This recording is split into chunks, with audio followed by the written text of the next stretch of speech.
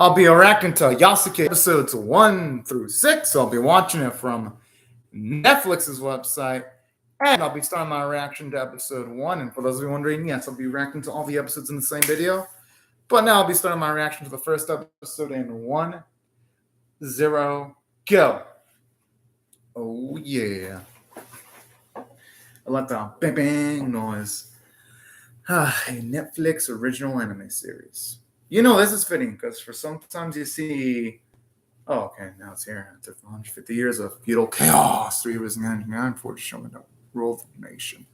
Okay. No, it's led by Nobunaga Oda and Transatria as he made a disaster struck. Okay. I actually don't mind anime that are set in the older times or anime that use elements from older times too. I don't mind it one bit as long as they're well implemented anyway. As long as that's the case, then I'm perfectly fine with what a series does.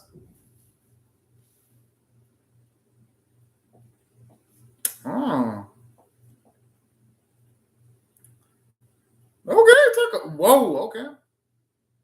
I like the animation quality with like the sparks in their blades, the dynamic flame animation. Just this season, there's been a lot of anime that really weren't really good at portraying flames. With the extension of anime, of course, like Demon Slayers. And oh man, just the fact that they're mechas too. You can't go wrong with summer. You can't go wrong with mechas in anime. Well, actually, no. Yes, you can if you fuck up the animation quality. But as long as they look good, sign me the fuck up.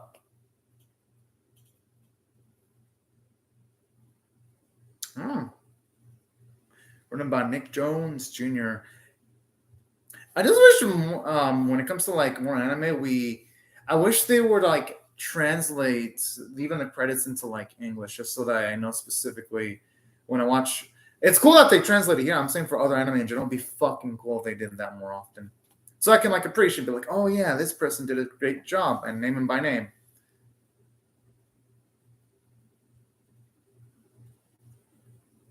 Oh, okay. Shit, with the guy with some abilities. Do you really need archers? I think you just need guys to just set the arrows into the fucking ground. And the detail on that CGI for that mech looks so damn good too. You can't even tell like the nuts and bolts.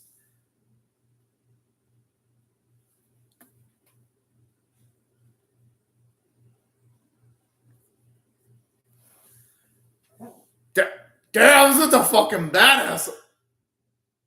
I'm surprised it didn't go all the way and just to have the dude's head be crushed like a motherfucking watermelon there. With how brutal things in the episode have been so far.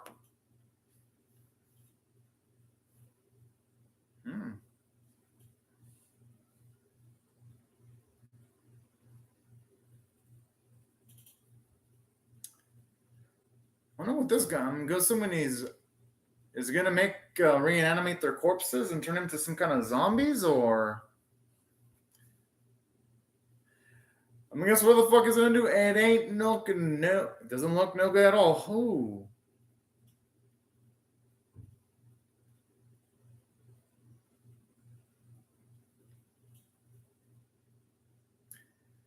I'm impressed that they're having multiple characters move on screen. Oh man. I mean, I guess it makes sense why they wouldn't want to focus too much on these characters. It's just this. I'm gonna guess it's just to set the mood and tone that the series is gonna go for, and then it's gonna probably go straight to Yasuke pretty soon, the titular character.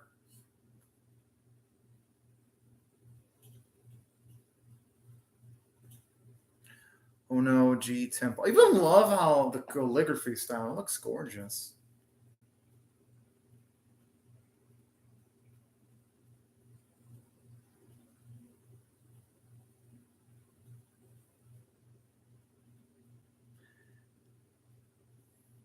Damn, I don't think this is one of the opportune times of being drunk right now.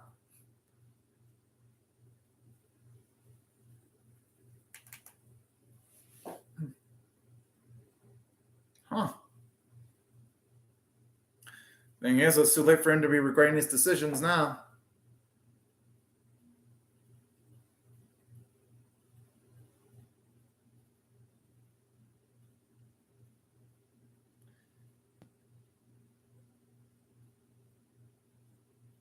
And I like how level-headed Yasuke is too.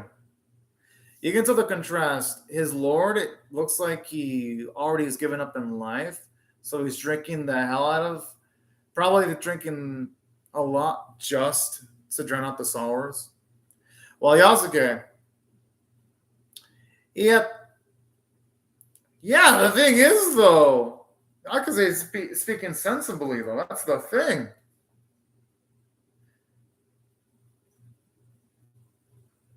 Oh, that explains why he's drinking himself.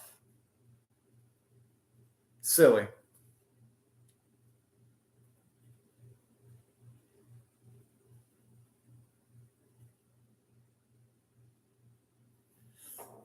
Oh, is he gonna do the thing where like you slit your own stomach, or is he gonna try to fight to the death?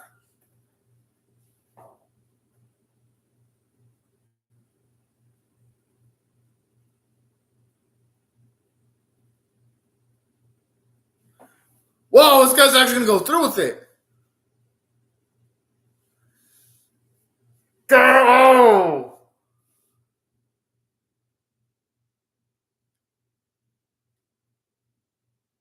You know, with everything burning down, I mean, I think it's going to be too late to stop this Lord from going through with it. I'm kind of going to. Oh, fuck. Oh, that looks gnarly as shit. Well, damn, this series don't hold back at all. Oh, my.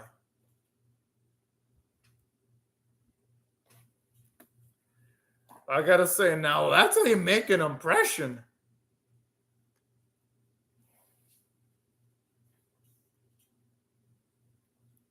And I'm not gonna blame Resident considering that they seem to have like a history with a semi-positive history with each other.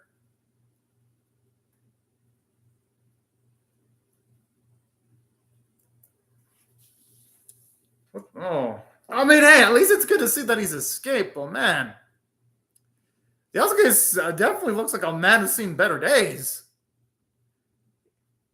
Yeah, he looks like fucked up, straight out of a freaking hangover. I mean, not that there ain't anything wrong with occasionally indulging yourself with the man's liquid known as alcohol, beer, wine, whiskey, whatever y'all prefer.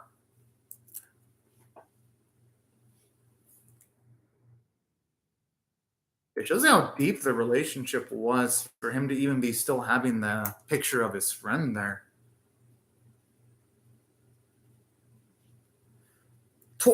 What the? Okay, I mean, I was expecting maybe like 3 or 4 years. Yasuke hasn't looked like he's aged much at all. Okay. That's fucking okay. You must have some amazing ass genes there to still be looking like a dude that is in his. Okay, I'm assuming everything was burning down. Maybe the youngest he could have been would have been like maybe 19 or 20. So as someone that's 39, damn, he still looks pretty damn young. Hey, but some people are that lucky though to be able to look that young, and when they're in their 50s, 40s. Depends on how. I mean, then again, I mean, he probably does keep himself in shape, and the dude looks he looks jacked, so he probably does a lot of exercising to maintain himself in shape. I gotta admit, the Browns look pretty good.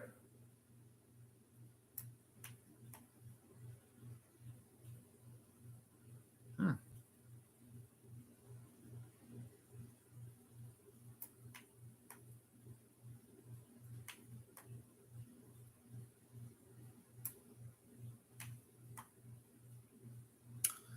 All right. Well, he's got he's got a cool voice. Whoa!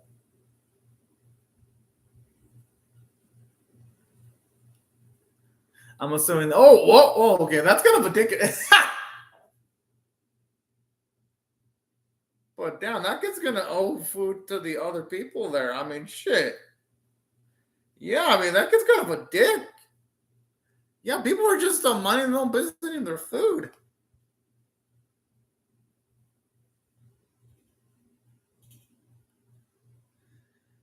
Not good in it. That. It's probably how anyone does it when it comes to their hair. I'm assuming where if he were to grow up someday, he would probably regret those words. Well, at least most people wouldn't want to be involved in war. Not saying everyone, there are some bloodthirsty people in life. Or adrenaline junkies, too. Can't discount those types either. They also exist.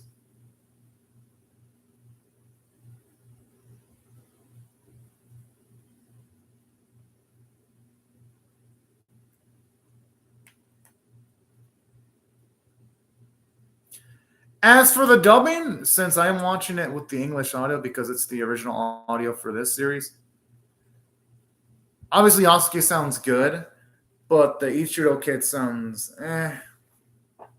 so-so.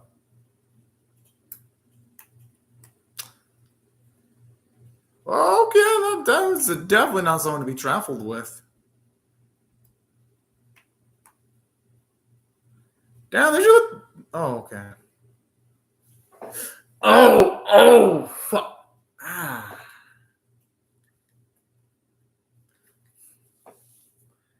Damn, those two men were fucking savages. Yo, this kid was a master.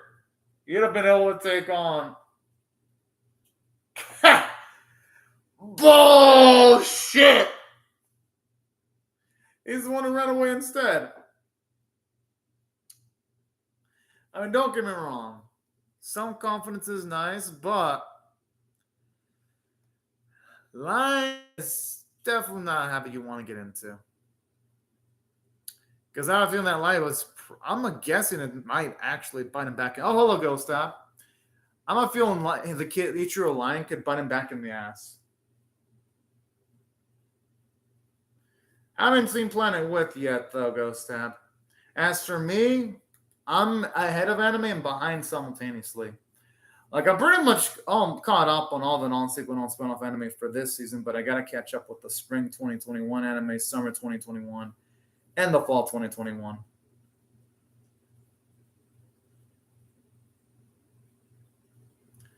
Ichiro does have a pretty cool looking face, though.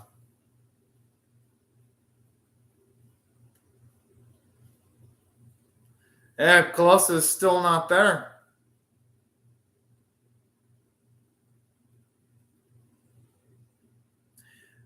I love how supportive the sister. Oh, okay. She definitely looks like she's suffering from some kind of like terminal illness. Oh, never mind.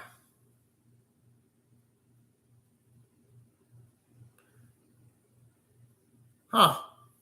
Interesting. I heard Planet Width is like one of the most middle of the world anime, Ghost Tab. When I saw that anime snub review it. Because I was thinking about it, then I think it was that anime that I reviewed. Planet Width. And I heard it was just average. From reviews anyway. Reviews call it average. But at the same time, I haven't heard anyone talk shit about Planet Width either. So that's positive. At least from what I've heard, I heard it's okay. But all right.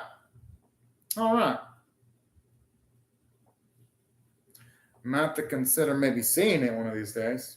Not that I do it anytime soon, though, because no one ever watches my reactions to retro anime. And at least for my channel standards, pretty much if anything is older than a day, Ghost Tab, then it's retro. If it's older than 24 hours, it's retro.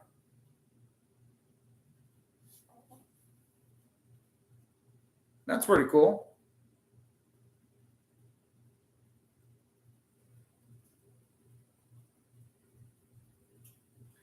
Well, yeah, it's all about a trend. That's why I don't. Oh, yeah. That's why I don't bother reacting to retro anime anymore because people request it, and I'm like, yeah, y'all didn't support me when I did all these retro reactions. Where were y'all when I did the Seer Experiments Lane reactions, the Saint Seiya reactions, the Neon Genesis Evangelion reactions, the Princess Tutu reactions, the Kaiba reactions, the Ray Zero reactions, the Mind Team Romantic Comedy reactions, the Serial Experiment Lanes reactions, the Habane Renmi reactions, the Tatami Galaxy reactions, the Gurren Lagann reactions. I'm like, yeah, where the fuck were you? Y'all making requests for me to react to retro, and y'all didn't support me when I did all the other retro. That's why I don't bother retro reactions anymore, Ghost Tap. Unless it's Patreon, I just don't do them. Not worth it at all. Only way it'd be worth it is I just react to retro reactions, just to having like you doing like the bare minimum of like effort, just watching the episodes, reacting to them like I normally do. Just but instead of like giving detailed explanation, I was just like instead of saying why it's good or bad, I'll just say 4 out of 10 or 6 out of 10. That'd be the only way a retro reaction would be worth it for me. If I just do it super speedily. I don't think you're dumb. I think it just depends on the person. I liked Lane a good deal. I like how she tackled the problems of internet addiction, how peer pressure can be pretty negative and things like that. I like Zero Experiments Lane. Not the best anime I've seen, but it's pretty. I enjoyed it, but I could see why someone wouldn't. One of the weaknesses of Lane was the only good characters were just Lane and her friend Alice. I think her name was Alice. That's it. As much as I liked it, that series only had 2 good characters, just the main and Alice. Everyone else as a character wasn't good.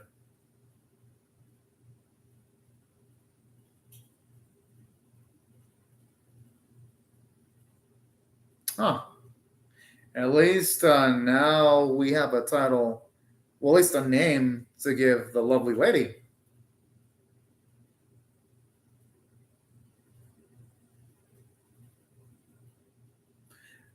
Okay, that explains why her daughter hasn't been able to like even hold on to that sword or lift it up that easily. It explains why she struggles. Oh yeah, Hajime no Ippo. I heard now that series goes to. I heard a lot of bad shit about Hajime no Ippo. A lot of people say Hajime no Ippo has become a waste of time, and it has done. That one I have heard shit about the manga. That the manga for Hajime no Ippo sucks now, and that it's just a dragged out version of Ashita no Joe, but without the depth. That so yeah, Hajime no Ippo. That's the series where I have zero interest in. Ghost Tap. Only because a lot of people say the manga has become a waste of time now, and it's fallen off of a cliff. At least when it comes to Hajime no Ippo. That one, I have heard a lot of bad things about its manga. And the anime, if it ever gets far, because I heard Hajime no Ippo starts out really good, but if it ever gets to where the manga is at, then the anime will eventually become trash too. But that's if Hajime no Ippo ever made money, which doesn't seem like it makes that much money because it hasn't had more episodes. But yeah, Hajime no Ippo, that one definitely has a bad rep. Especially the manga. Like, even manga fans can't defend it anymore. Hajime no Ippo. They just can't. Because it sets up fights that the series never really gives payoff for and things like that. At least those are the problems I've heard from Hajime no Ippo.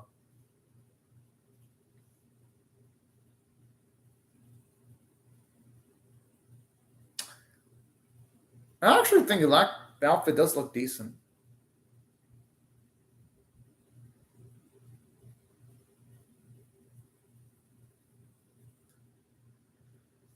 Why would have? Oh, I was like, why would a boy risk it?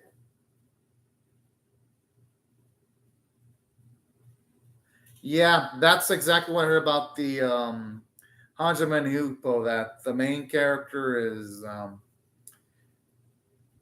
like the main character was like not I wouldn't say marginalized, but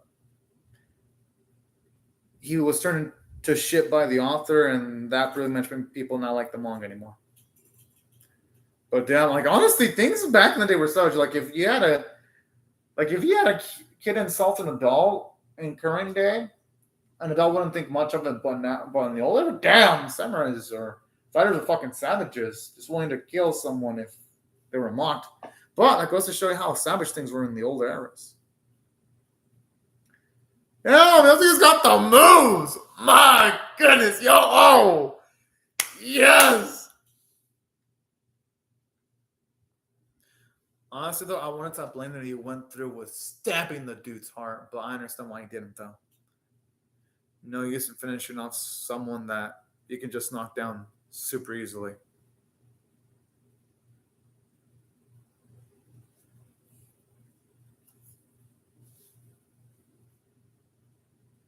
Yeah, pretty much, Ghost. That's what I meant when I said back in the day things are utterly savage. Which is reasonable. That when it comes to how things worked back in the day, since there wasn't like any social media or things like that, then images were really important back in the day, and you had to make a good showing at every moment.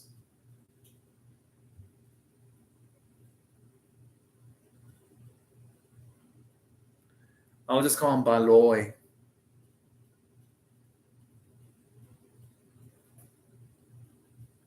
Yeah, I don't think the dude was being rude. He was just mentioning his name.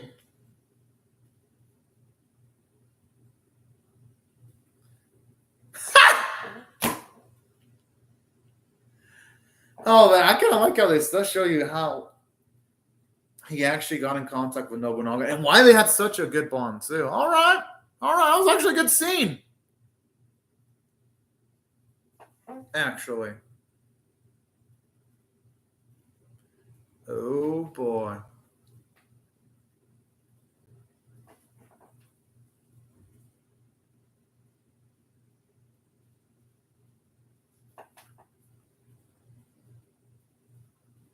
And it's up for the sake of our man and everyone else. He succeeds. Because I don't want to see anything bad happen to these children at all. Though you never know, some anime could take the super, super dark, kill them all type of vibe, which I hope not, because I actually like the lady and the girl. Ichiro's kind of a dick, because the fucker didn't apologize when he knocked some people's foods out of the fucking tables. But I rock with Yasuke, that mother and the daughter.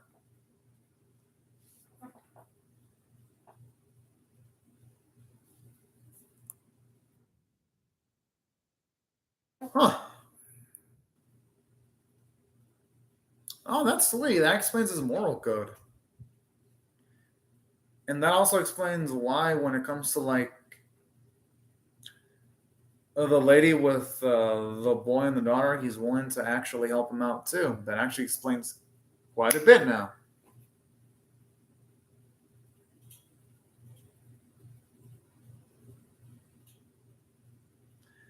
Oh. Well, hopefully your brother doesn't make that same mistake again.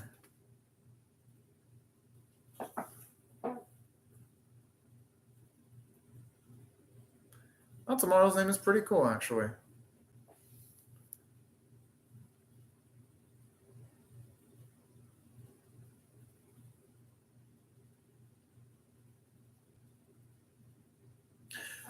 Definitely not the best spot to be sleeping right now. Ah.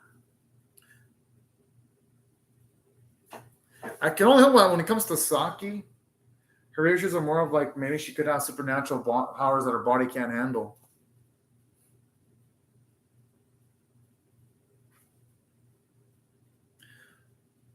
If I were that late, I'd be thinking, bullshit. No boatsman want to have those. Well, most boatsmen want to have those type of combat-oriented abilities that he's got. And it looks jacked as shit too.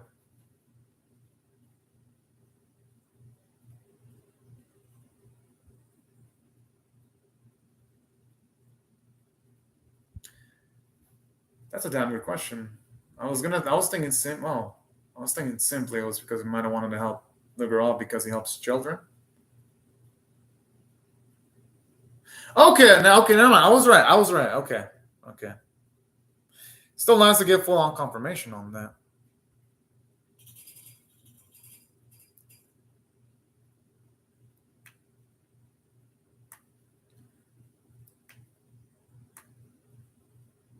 Hmm.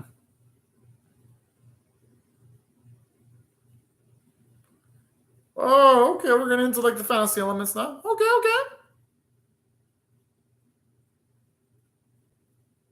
Huh.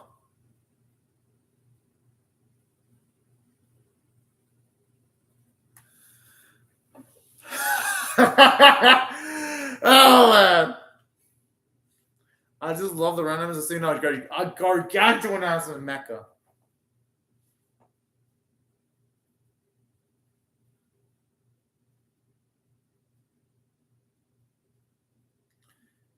Damn, that's kind of a fucked up assumption just because one is black, they assume they're both related. Whoa. Talk about reaching there.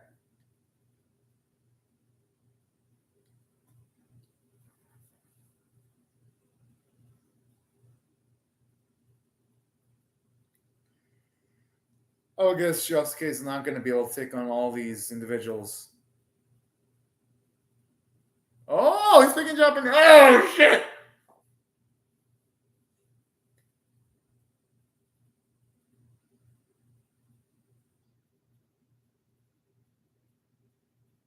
Oh. Ha! Damn, okay. I like this. Yo, Yasuke's a badass motherfucker. Never mind. I thought he was going to actually struggle, but damn. And a lot of the animation looks too. Okay. Those are some beautifully animated cuts there.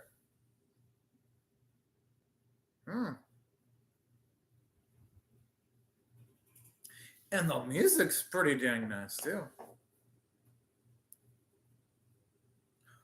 Ah, I almost had that dude.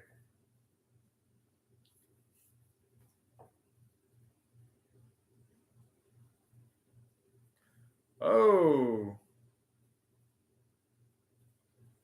And he's starting to look tired too. Okay, there's gotta be more to this lady that meets the eye if she can actually semi-hold her own in combat then. Oh! Oh, shit!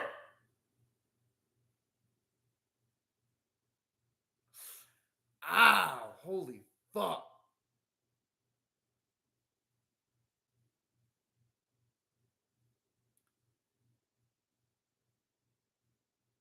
Well, that explains why they want the girl.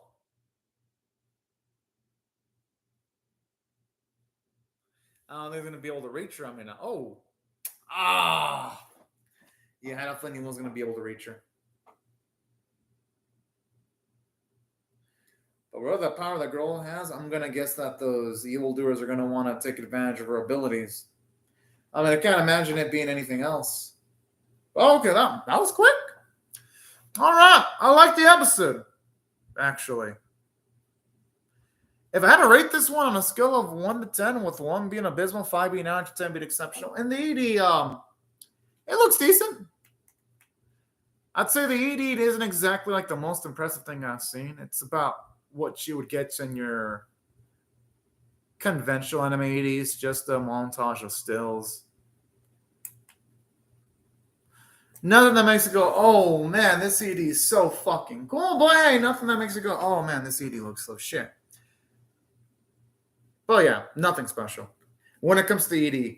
As for the episode, I give it a 7 out of 10, which for me is above average because on my scale, 5 is average and 10 is exceptional because I'm done with the episode brought. I love how they instantly gave us a grasp as to what type of individual Yasuke is. He's a guy that protects children because it's part of his culture. I thought that was actually cool.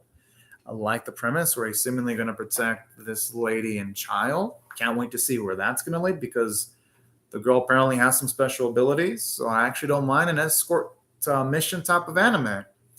It seems like it's going to be primed for at least a lot of organic action set pieces. And I even love how they show you some of like the rough moments in Yasuke's past, like when his friend Nobunaga died and type of trauma he went through. So I'd say as a character, they made him interesting. The episode was entertaining. There was some cool looking action set pieces from start to finish. So had really nothing much to complain about. Visually, the episode looked good. I liked it. Definitely wasn't the prettiest stuff I've ever seen from Studio Mappa, but hey, it looked good. So yeah, honestly, had no complaints there. Voice acting was pretty good, except save for the children. The voice actors and actresses that were the kids could have probably have done a better job. But other than that, though, there was a lot of stuff to like regarding the episode, in my opinion. And that's why, if I had to rate the episode overall, I gotta give it an above average score of a 7 out of 10. And I guess now I'll be starting my reaction to episode number 2 in 1-0 go. That's the cool thing of being able to binge this. I can just instantly boot up the next episode. Netflix anime originals CD. Oh, okay. Sort of fumbled it a little bit when it comes to the pronunciation because it went too quick. Oh, man, at the very least, he's still alive. Yo, even like the way they animate the water, it looks good. And even how you can tell his hair looks moist with water and his clothing, because sometimes in anime, when characters on water, the clothing, especially in the lower budget productions, look like it's completely dry. Like I hear, no, you can tell the roughness and the intensity that Yasuke has to deal with. And I dig that. I always dig it when main characters are tested out through being put through adverse situations.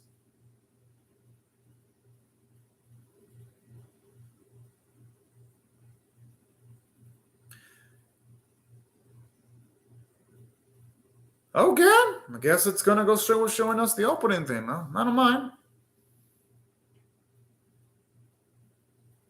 I don't want to skip the intro, Netflix, at least not for this episode. The opening's kind of simple though, I ain't gonna lie. I mean, some shots look good, like whenever they show characters, they looks nice, but it's just like, I mean, like the metallic glow or that feather. I feel like the opening, this honestly feels more like an ED than an opening. Like, no joke. Okay, it looks like there's going to be some kind of time skip going by how the girl does look a bit older here. At least in some shots. It could either be that she looks older, or it could just be straight up the fact that the animator that did the opening just happens to have much more sharper line work that can make a character look older. Because depending on the line work for a character in an anime, they can look older than they actually look. Oh, well, I wouldn't mind a time skip if the series had it. I mean, the series already had, like, what, a 20-year time skip in between, like, the first few minutes of the episode. So I wouldn't mind it too much as long as it handles it pretty well. Oh, man, Yasuke looks so damn cool with the fucking armor, though. Oh!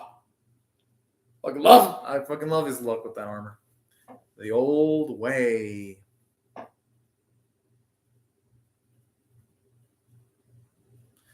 At least that explains the status quo with the series, then.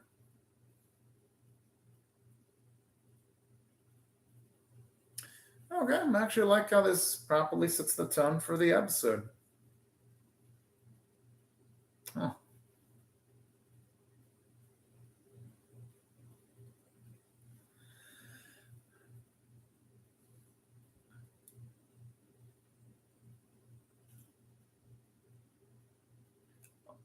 Honestly, his son does have good sword skills, though. And even all this, even like the choreography, like the sparring sessions, looks good too. Whoa! Oh, damn! And this dude's old. Oh, yo, he's old yet he's quicker than the young buck. Yeah, I had a clap too. The old man's a fucking boss.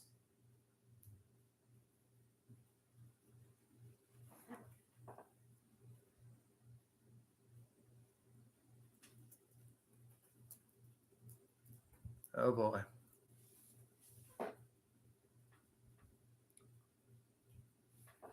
I like how he's sensitive about by saying liberties. Quite the diction there.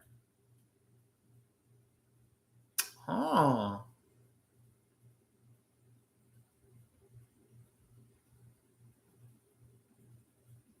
Okay.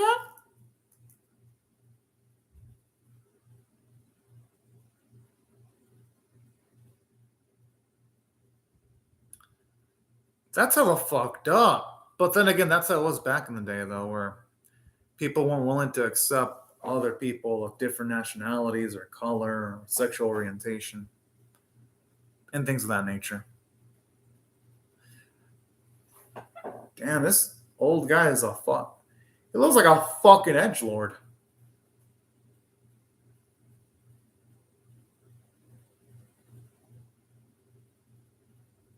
The thing is, the faith that.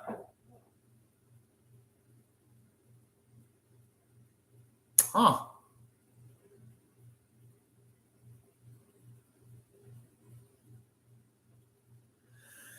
Oh, shit. I wonder if that's.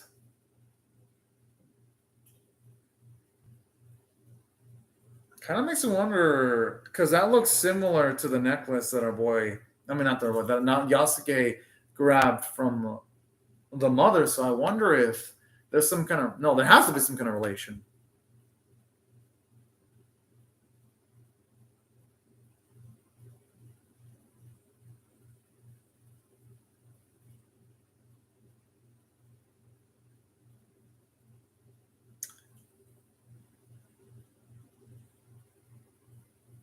Huh.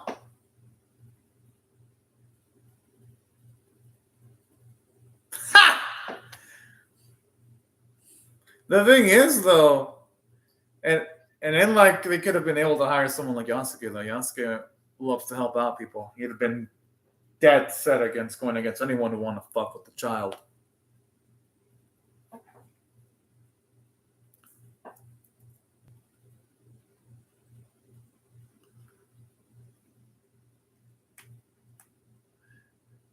Thing is, this old fuck doesn't seem like he gives a shit about that type of stuff. It looks like he's the guy that's just wants to torment fuckers for like shits and giggles.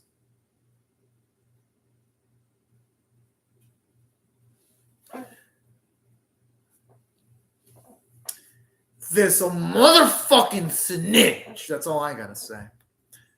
But I mean, I guess then again, it's self-preservation, though. People do like to look out for their own interests.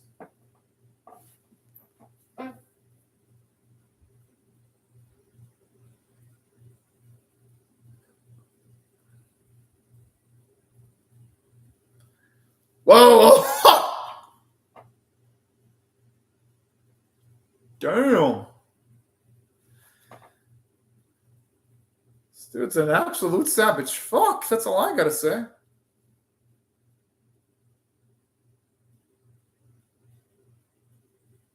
And I'm assuming the reason why he believes that is because if they use the girl, they'll make people believe that miraculous feats are easily achievable if they can utilize the little girl's powers. That's my guess.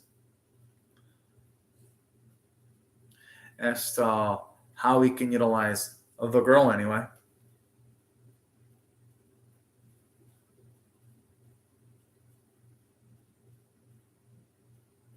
Hmm.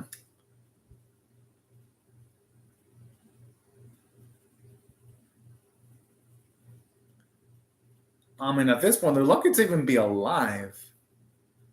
Gotta first to worry about themselves, feed themselves first, and then try to look for the mother.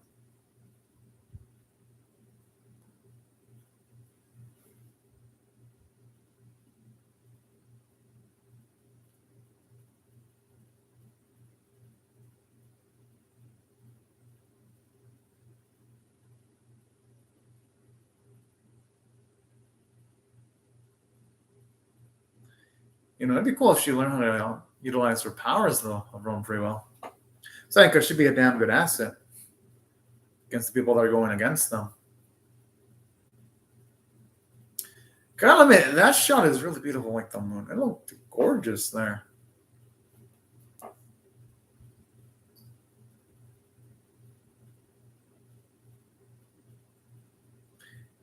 Egap Province 1581.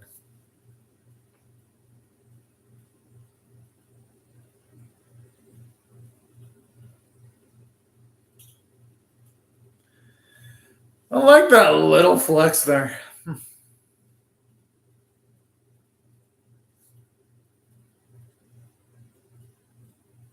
I like how the soldiers look completely unamused with this shit. Oh, I wouldn't say soldiers, but these samurai.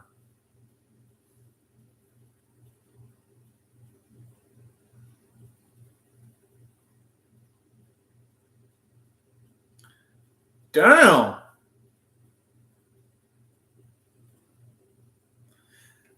I do like how at the very least here they set the moon as to partially set the moon as to why shit went south. Because it's interesting some dissension in regards to Yasuke becoming a samurai.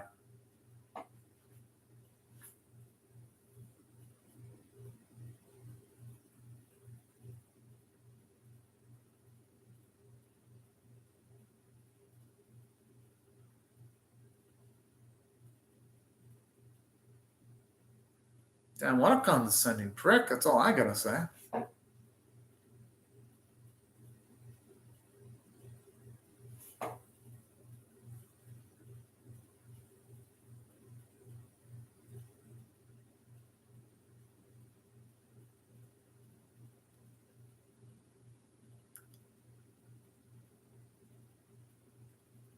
Hmm. Although the opposition doesn't seem like they're going to be inclined. Ah!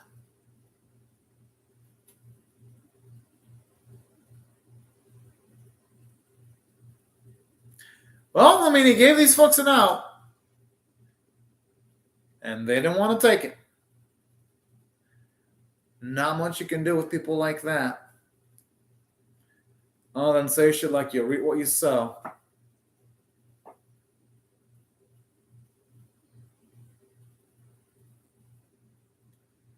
Yeah, we got a slight little show off here.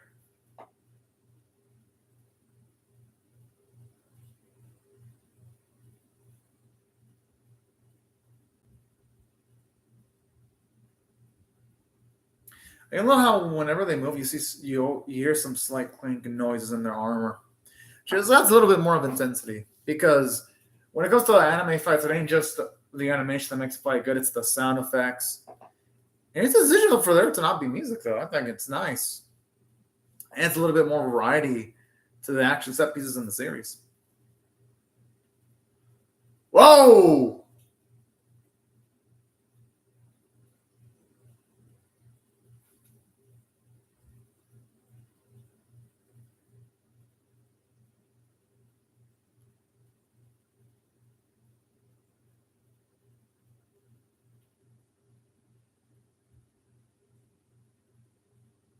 Damn, that's a pretty dickish whip.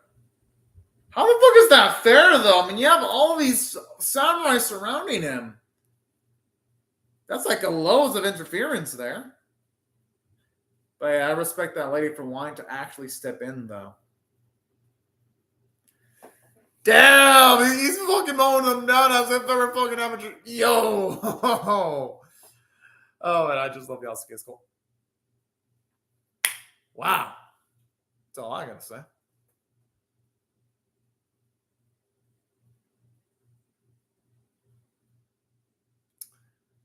Nope.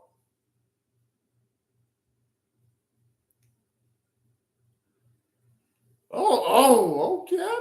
I love how they don't hold back with the gore. My.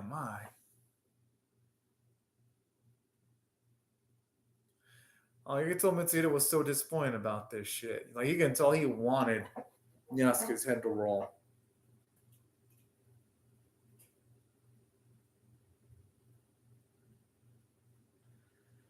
Huh.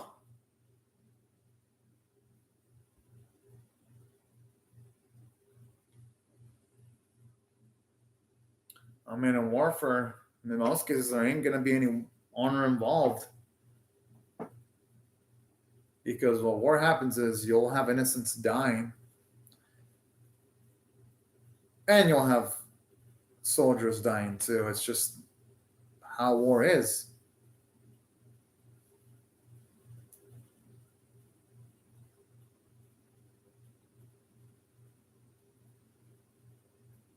What a damn, what a savage old man.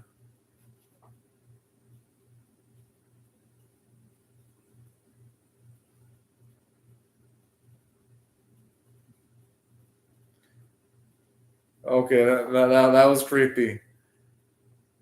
Ooh my.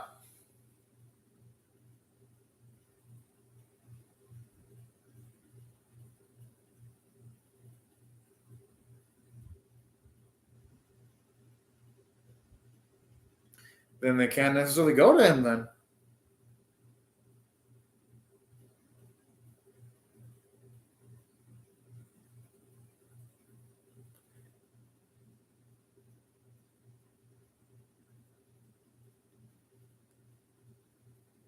I mean, hey, at least he's being honest.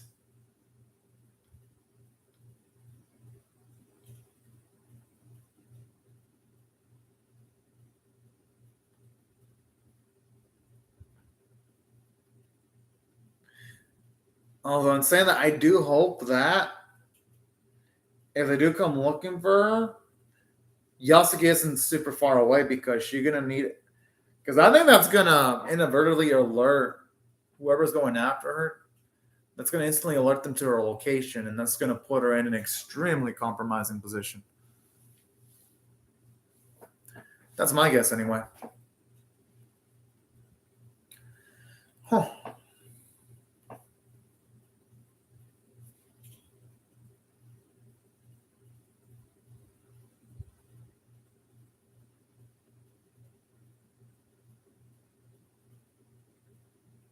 Hey, I'm not gonna blame them. Taking lives is never. Yeah, taking lives isn't ever gonna be a pleasant situation for someone.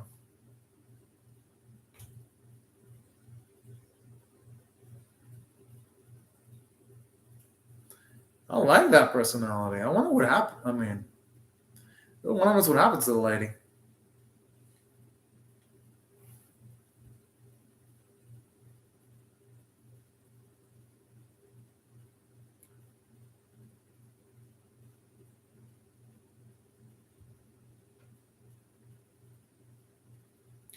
It's got the nihilistic perspective there, but I can see where she's coming from.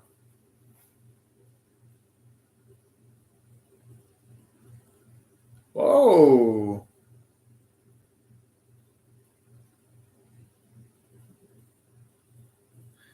I like it though. Shows you her intelligence.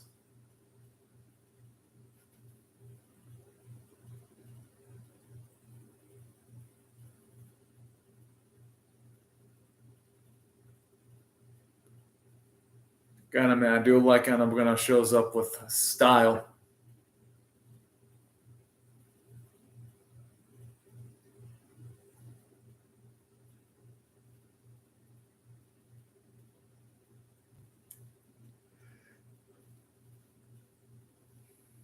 I mean, I don't think you can say united until either side at least achieves total victory and unifying. Oh, oh my! I so some of these fools look like they're about to fucking cry, and I fucking love this seething. It's beautiful.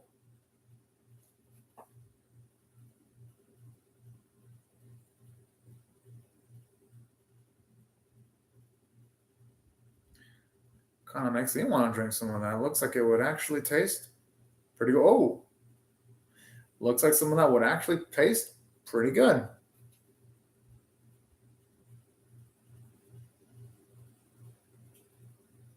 Because Yasuke has earned his keep. Well, some. Exactly. Oh, that'd be fucking great if he just went and while and took his bitterness to the past too, while the old fuck was at it.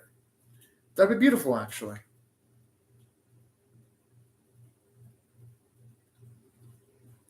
I'm guessing they already have the girl as a hostage or already captured.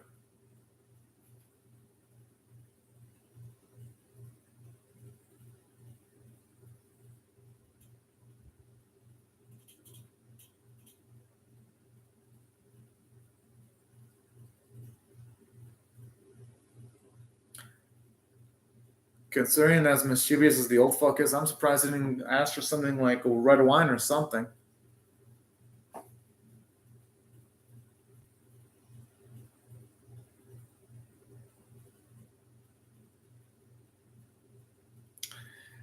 Feels like his mission's more of slaughtering people. Hi, that's just to save people, especially with the perspective this old fuck provided us a few minutes ago.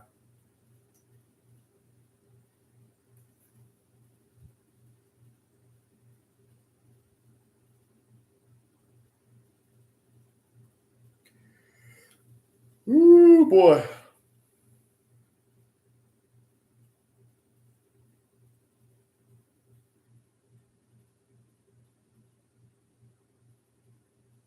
Hey, maybe it was for the betterment of the child.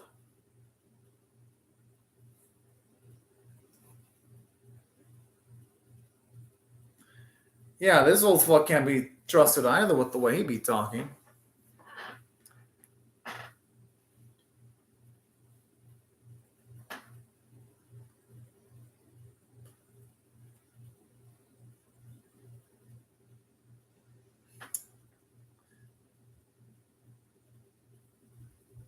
Oh.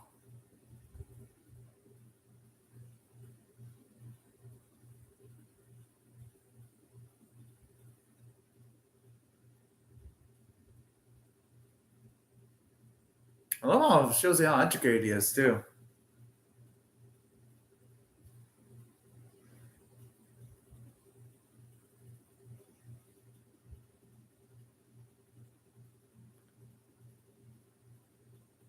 I thought Resident was going to say he doesn't know to try to get these fools off his back, but then again, even if he said he doesn't know where the child is at, it's not like it would prevent any kind of fight. I'm surprised he's not using the gun to like blow up the rooftop or just lop the roof off of that gigantic ass machine, though.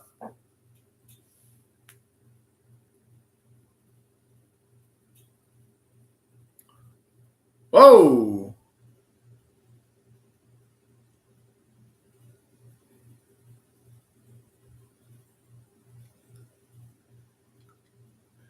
Okay, I'd be surprised if he can still move. How does this dude not have his spine broken after that impact? You know, fuck it. This is over the top. So, oh.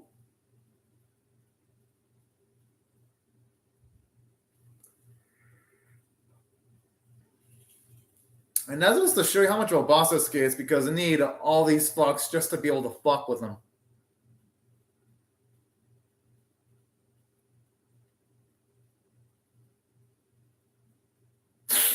Ah, damn. Even love that effect too, where you see some of his hair cut off. It makes the fight look a little bit more immersive. And that would be great if the robot actually killed one of its own allies. Damn, I was so close to blasting his own allies. Fuck.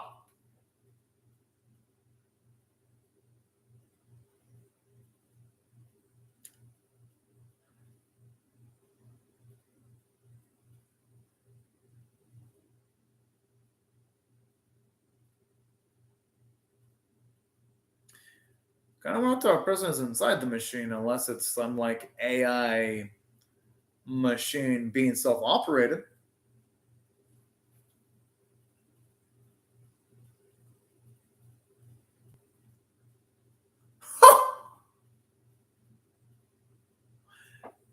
Oh, looks like that guy's gonna have a further fuck to face. I love how she has these a blade, but he just beats with the oh.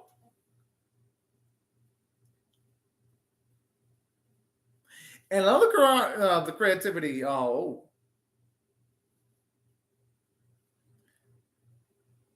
okay, yeah, he's gonna probably die or not. How is he, yo? How is his body not vaporized by that? Because we saw that same laser what lop off the arm from Yasan's mother in the previous episode. Unless the machine aimed it towards the spot where the only like the explosion bit hit his body, not the exact laser portion that lops off body parts. A little bit inconsistent there when it comes to like the power scaling of certain attacks. Still a damn cool fight scene though, but I gotta mention that.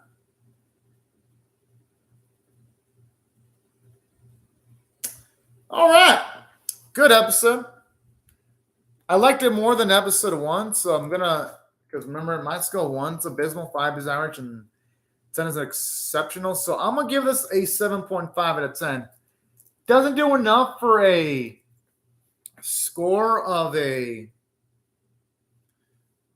say a 8 out of 10. I'll get a 7.5 out of 10 because I think it was lacking a little bit of logic when Yasuke was hit by a beam, yet he didn't die from it. When earlier we saw a beam just slightly graze Yasan's mother, and she loses her arm. So that's where I'm like, yeah, they probably could use a little bit more narrative consistency. And then just a lack of consequence, because we see Yasan utilize her powers, yet that doesn't seem to attract anyone. So it's like, okay, I guess.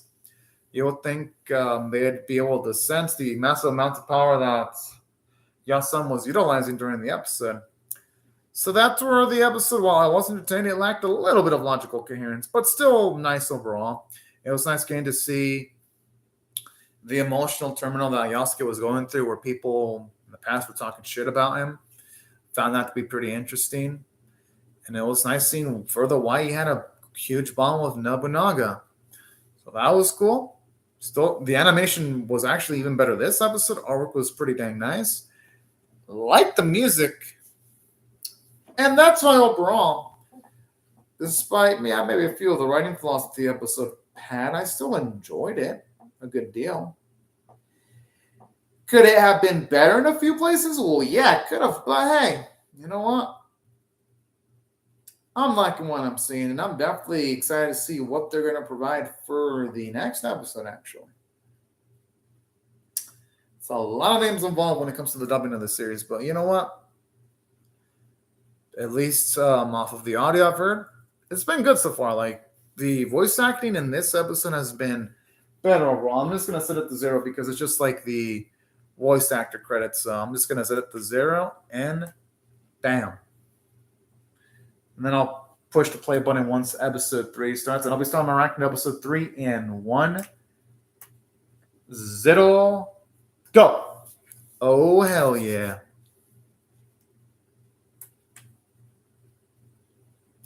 Okay. All these fuckers look like they mean business. Oh my.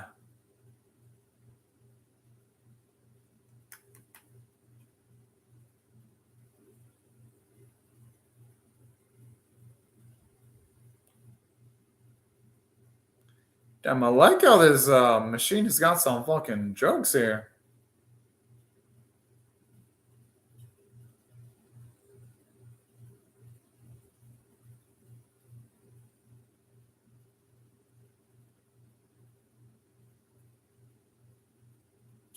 Damn. It's pretty damn fucking. That's a savage ass answer there. Holy shit.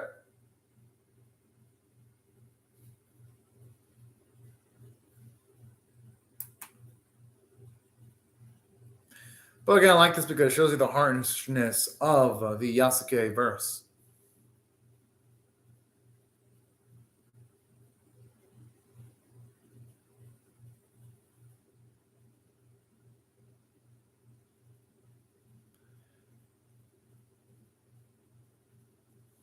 I wonder how he means when he means tragic. I wonder from whose perspective.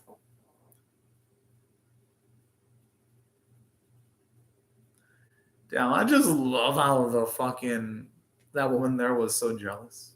You can tell the salt there.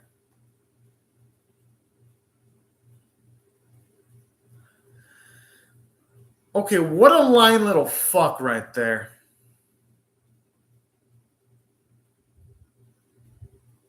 The thing is, but no one's going to directly protest, though.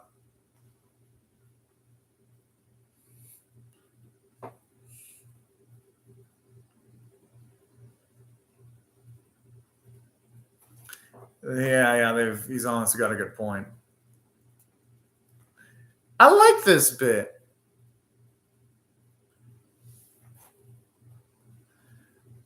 The thing is, the odds of that are low, at least as far as him being tied up right now.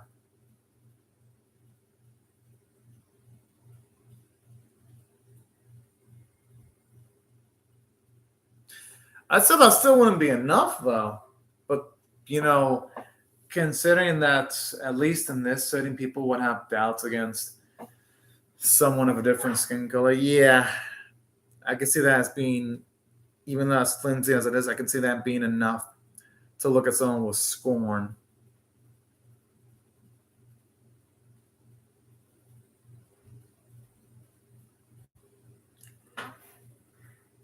Huh. Ah.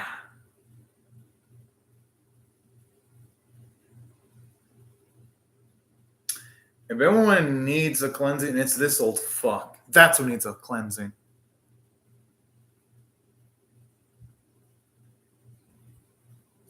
I don't think the boy's going to easily forget him.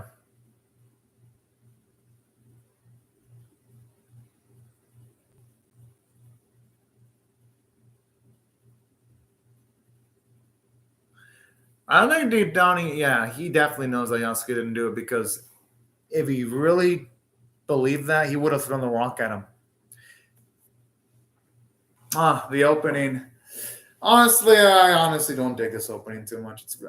But I do like the series. Just the opening is it's just simple. Nothing that makes me go, oh my goodness, this opening is absolutely fucking amazing. Oh shit. But it's not terrible by any means either. It's okay. This opening is absolutely okay. It exists. I guess I'll give it a compliment that it exists. That's about, and I guess there are some cool visuals in the opening.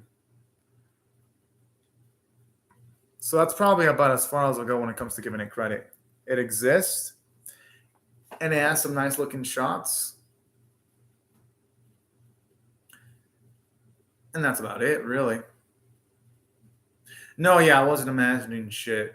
Yasun definitely looked a little bit older in one of those shots. But who knows? At least that's my perspective now that I get a second look at the opening.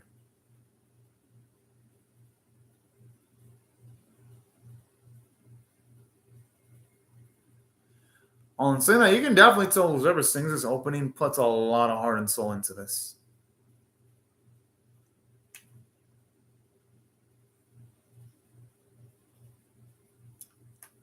Seems like going by the opening, there's going to be at least a semblance of some romantic elements here, which, you know what? I don't mind one bit.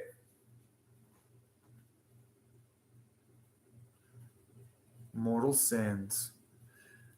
Just by the sound of it, this sounds like this episode's going to be dark as shit.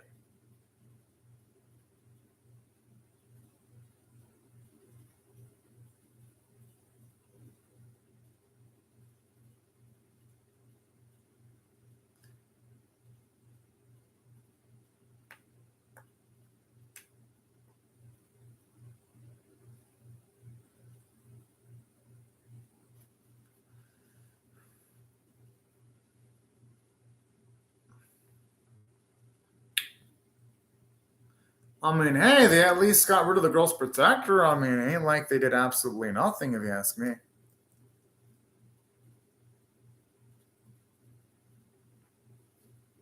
I'm just saying, could have been worse.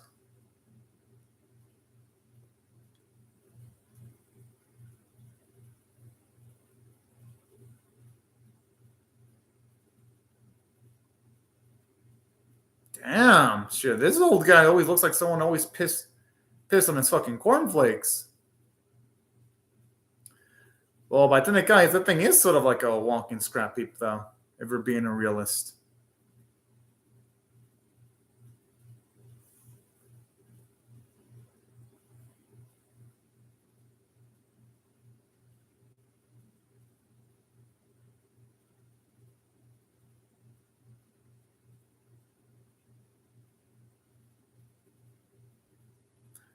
I'm surprised this guy admits that he doesn't any wrongdoing at all, actually.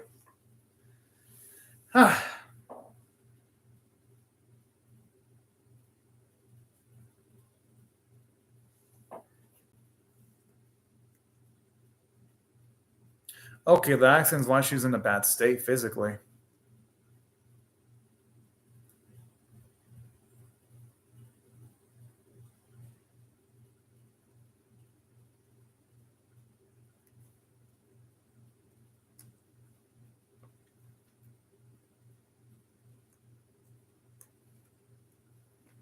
It does make you feel bad for the girl, though.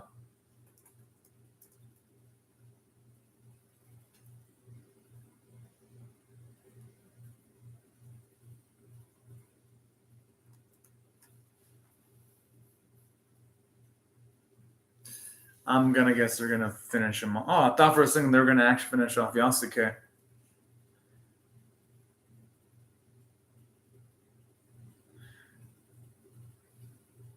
Whoa! Oh, fuck!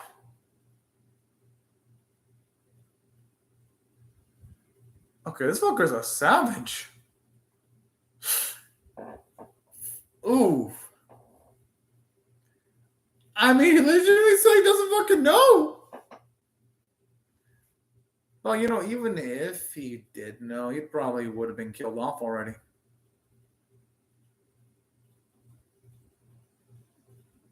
Ha!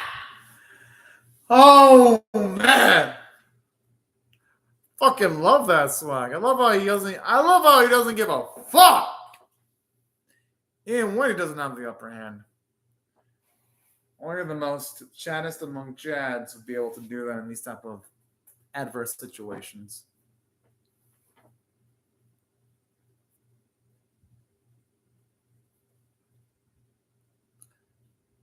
Oh boy.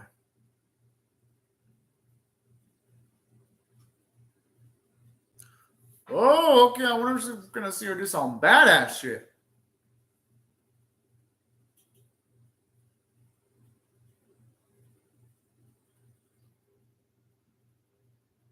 Okay.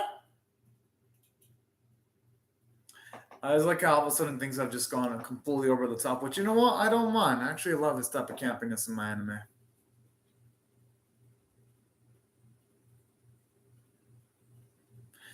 But honestly, though, your son's actress could have been better. Though I think they should have chosen someone better.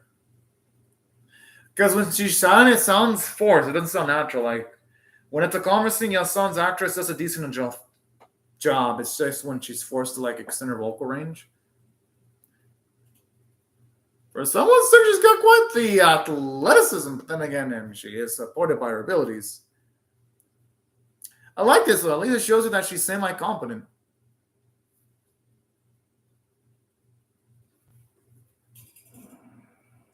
Whoa!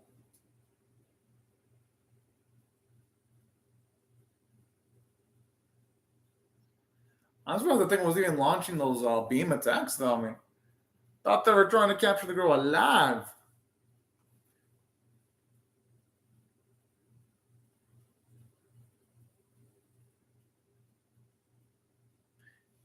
Can't he just lose?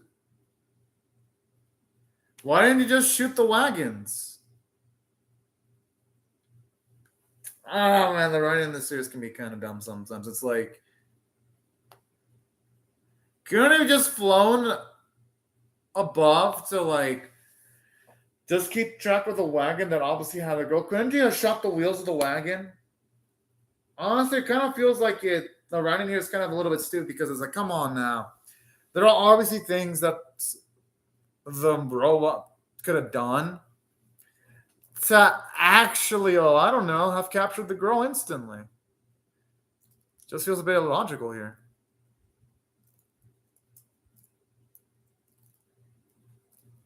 Ha!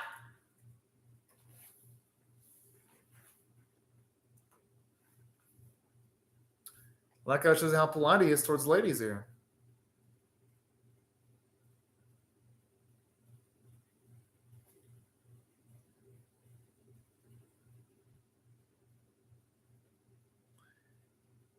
It does make me wonder about that, though.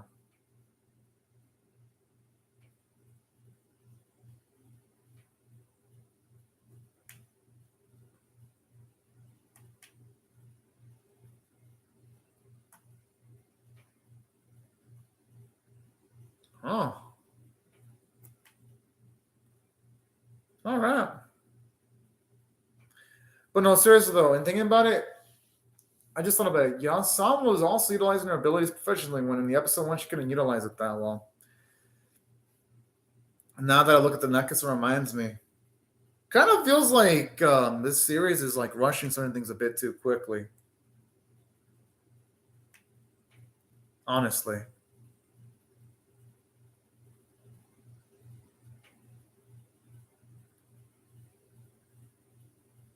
Oh boy, I like it where this is going.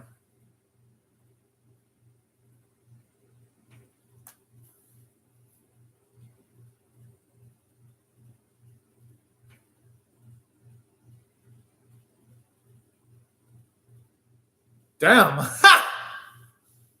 Okay, gotta be. I like the comedic pick there.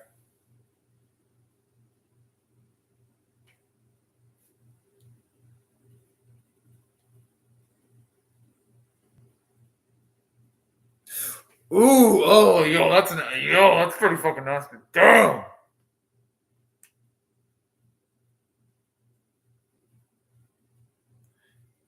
I mean, the priest did have a fucked up personality, so you know what? That explains quite a bit too, in his lack of empathy.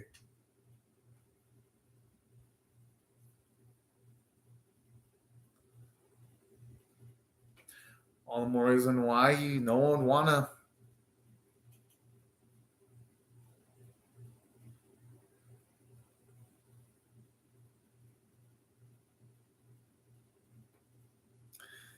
Yo, the dude legitimately said that he doesn't know. I mean, shit.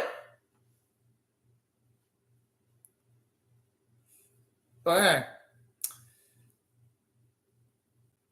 knowing the priest would probably still do the torturing though.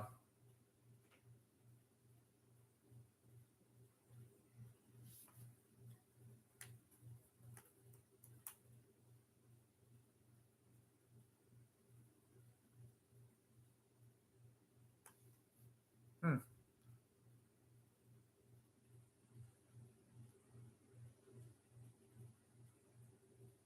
Huh.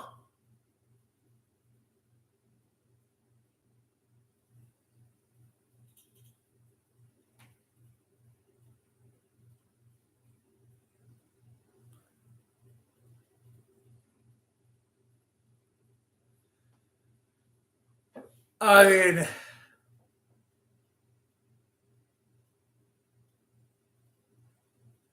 the dude isn't skilled enough to be avenging anyone though.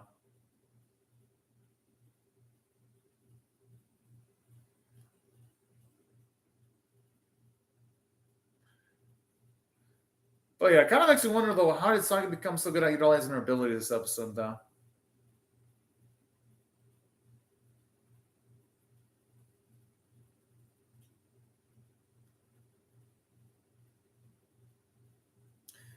Yo, that's just one of that. Part of me would be scared that shit to actually start to step in closer.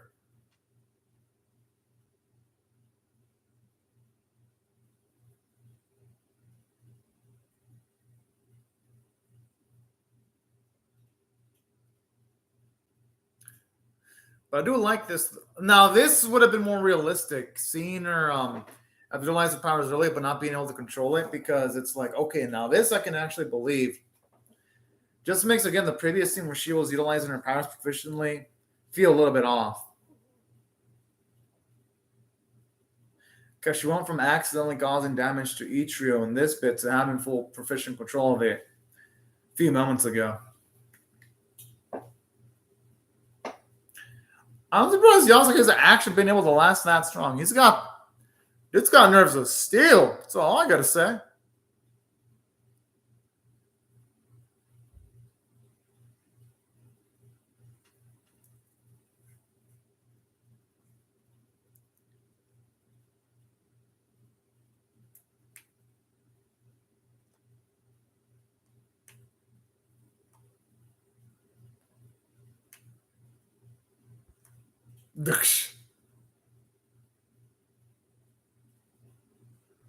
Yo, really does make me wonder what Natsu. What happened with Not Tomorrow here? Oh,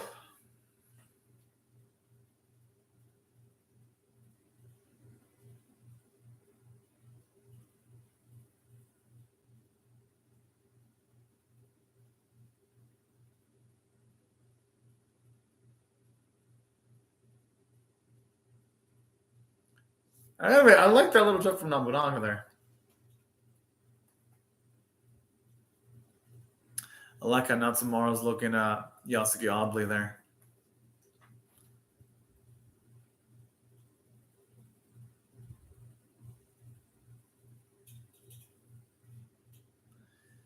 Damn, okay.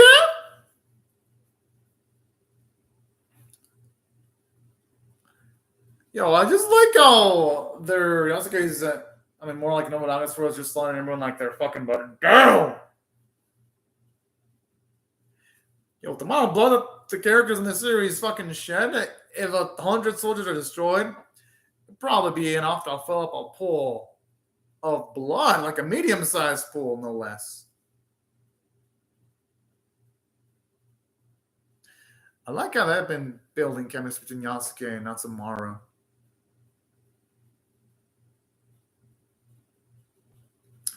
Oh, he figured it out.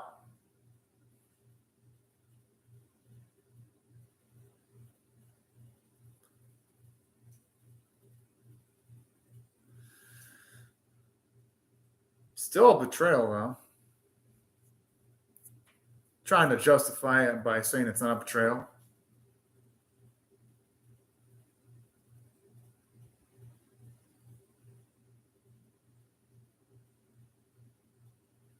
Whoa! That's a cheap ass blow right there.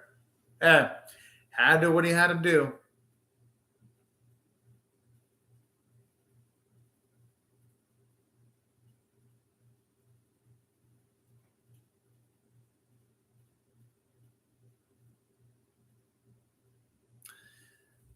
I like that bit of depth there. It does show you that she did have some appreciation for Yasuke. At least to me, it shows us that if circumstances weren't as rough as they were, they legitimately could have been some magic between them. At least from a relationship standpoint.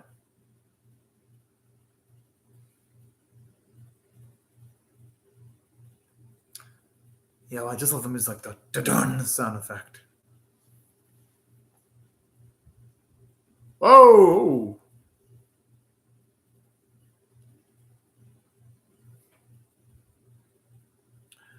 Okay, this shit be getting really fucking trippy now.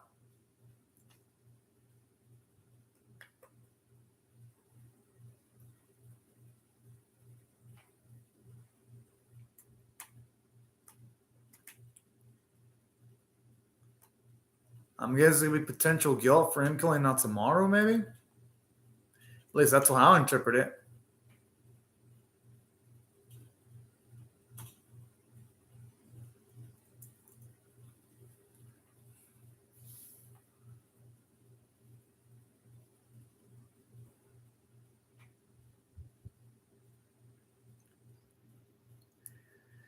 Whoa! Damn, seems like she's got the strength of a fucking Jedi with the way she was able to move the fucking machine like that.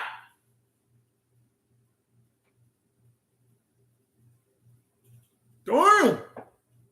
No, but seriously though, it's like, how do you go from not being able to utilize your powers well to utilizing like a master here? It just doesn't feel logically coherent. I mean, don't get me wrong, the scene looks fucking cool, but you have to turn your brain off. Because it's like, because literally she harmed her friend Ichido not too long ago by accident. And now she's utilizing her powers as if she's been training how to utilize her powers for multiple years. Again, like the writing in this episode is inconsistent.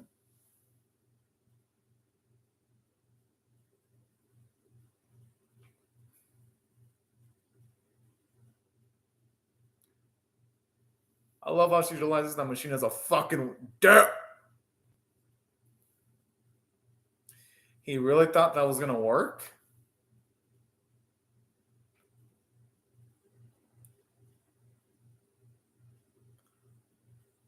I'd be surprised if anyone survived that explosion. Well, except for, of course, Saki. Could see her surviving.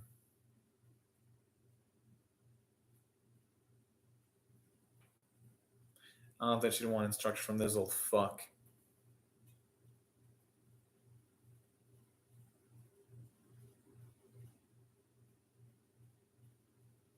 Oh.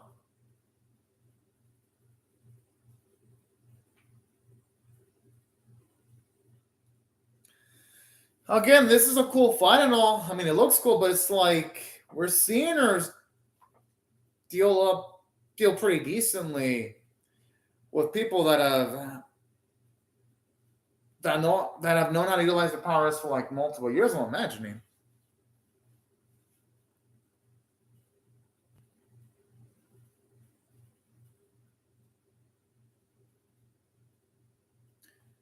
All right, I do hope there's enough to wake Yasuke the fuck up. Oh.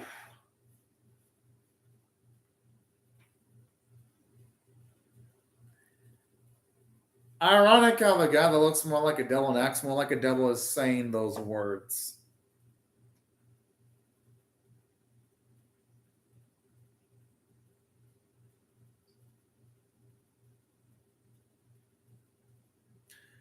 I really want to see some blade thrown towards this old fuck, like anything. You know, for someone that wants to bring the girl alive, he could have actually shocked her to death if he's not gold. Damn! Oh man! Yes! Oh, what the? Oh! Doesn't make sense. The thing is not human.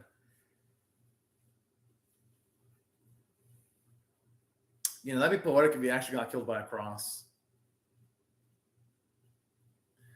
Damn! Okay! It's quite poetic there. Saki, I guess she does kills in style. That old fuck deserved it.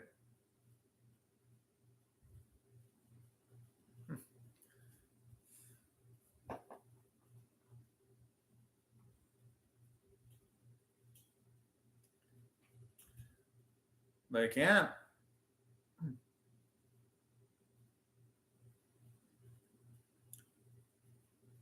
I mean, it's not their problem anymore. They got their payment. Yeah, exactly. And they made the sensible decision because it's like, who would want to continue fucking with Saki? Oh. Ew.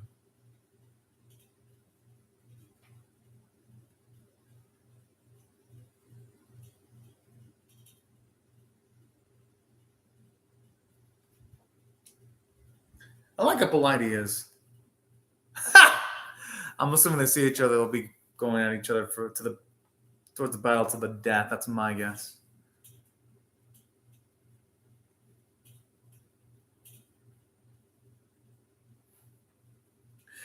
Decent one wrapping up the episode, although there were a few writing issues in the episode, which I'll mention once the ED credits roll.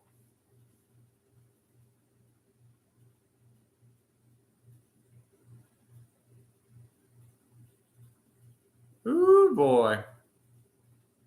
Look at that sound effect. Also, this series has some damn good sound effects.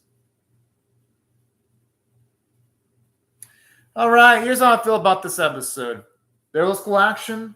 Don't get me wrong, but if I had to rate this on a scale of, say, 1 to 10, with 1 being abysmal, 5 being average, 10 being exceptional, I'm going to give it a 5 out of 10 because, don't get me wrong, the action was great, but the logic sucked. Let's just be real, because it's like, first bit of the episode, we went from Saki looking like she was masked with abilities towards, in the next portion, when she's Ichiro, she knocks him the fuck out, and she doesn't know how to use her powers. Then she knows how to use her powers again. Like, the episode's inconsistent because it's like she shouldn't be so good with her powers because she wasn't good at utilizing them in episode 1. And it's not like there was a 2, 3, or 4 year time skip for her to be like so proficient in her abilities. That's where this episode was lacking in logical coherence. That's my issue with it because it's like, come on, series, y'all can't have it both ways.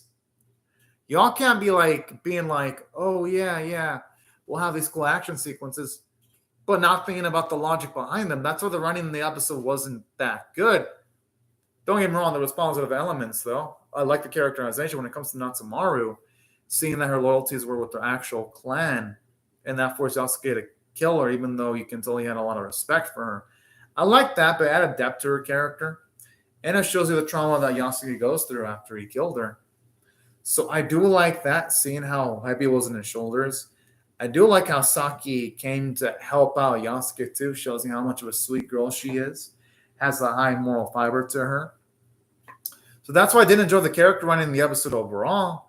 But it's like, damn, this episode did things that just weren't completely logical. But at least from a character standpoint, it was decent enough. Aside from that, gotta say, I like that bit where the villains show, well, not the villains, but the former antagonists didn't want to do anything to Yasuke after the priest was killed because they had their money. There was no point. So I like that bit. I had a bit of comedic flair, at the very least. And the animation artwork were good. Not as good as episode 2, but it was still good. And that's overall, I'm still going to be a 5 out of 10 for average because it wasn't total dog shit. But I hope episode 4 has got better running quality than this, though. I can only hope. And now I'll be starting my reaction to episode 4 in 1, 0, go. Oh, yeah. I swear, though, this lady thing looks creepy ass shit. But I like its character design, though. It has a bit of that haunting vibe to it.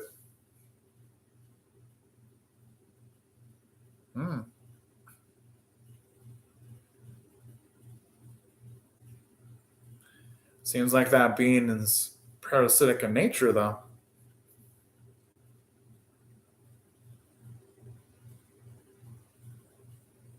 Huh.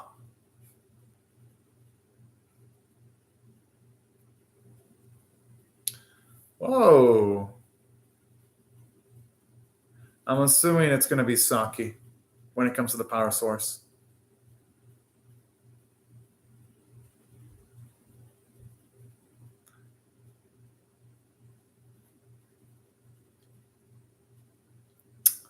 That cannot look none. No, okay, that looks none too pleasant at all. The opening of the series.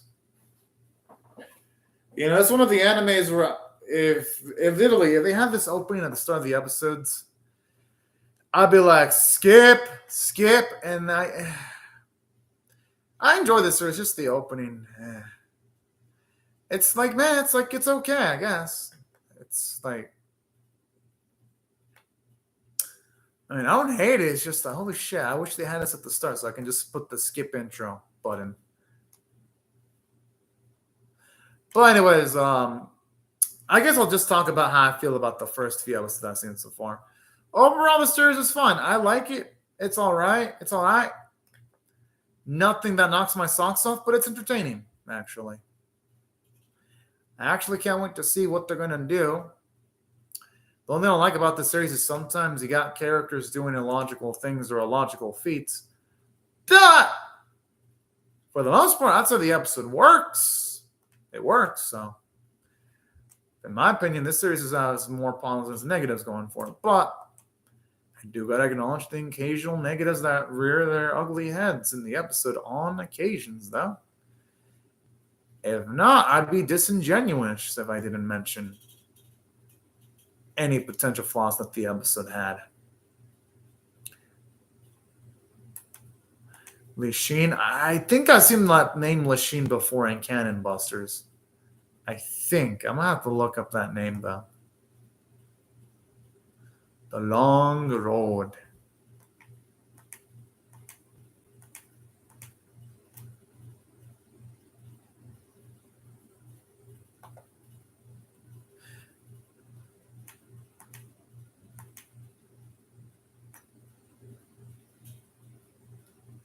Yeah, but I could understand why to be absolutely startled.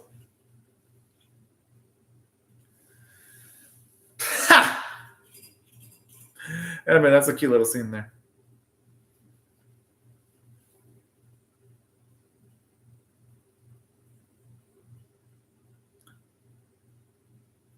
Hey, I'm not gonna blame them. I mean, kids gotta do what they gotta do. They entertain themselves.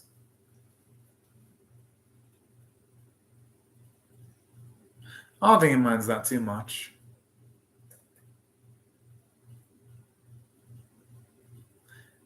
I don't think he is because she didn't mean any harm by it.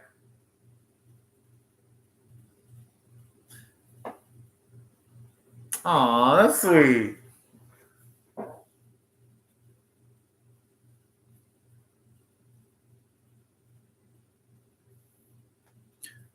She looks fine though.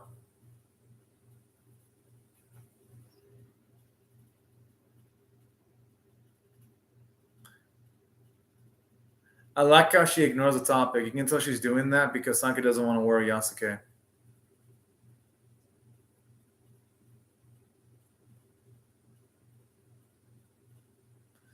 Oh, he had the moves when they showed him one of the flashbacks.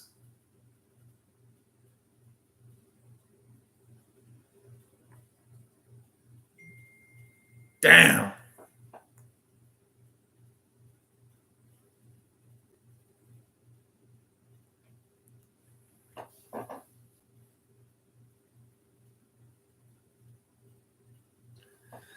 I don't know. I mean, it kind of.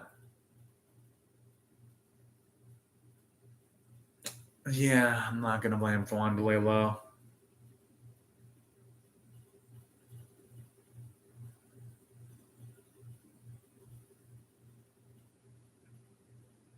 The thing is, if she has an illness. Whoa, okay. I do like these bits where she's furious as shit.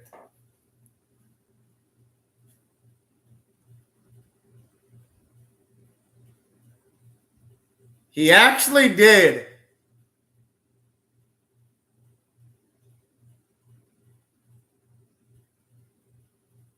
Damn.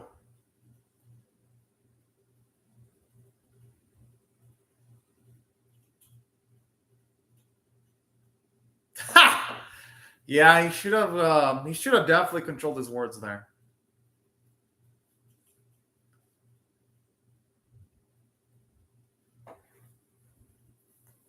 Damn, no sympathy for her compatriots.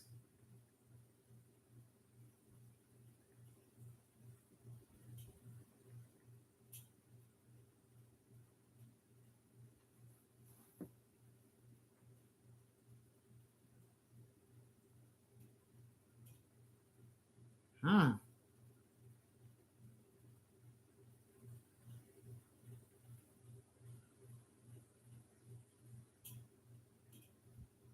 Huh.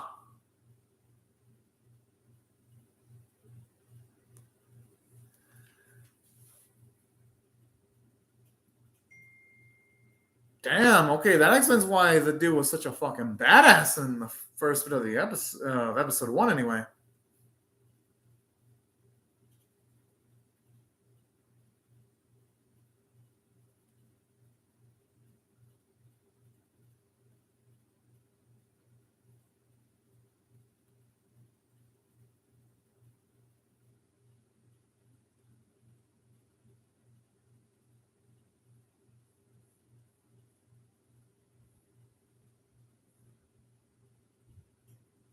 Hey, I'm not gonna blame him for having those reservations.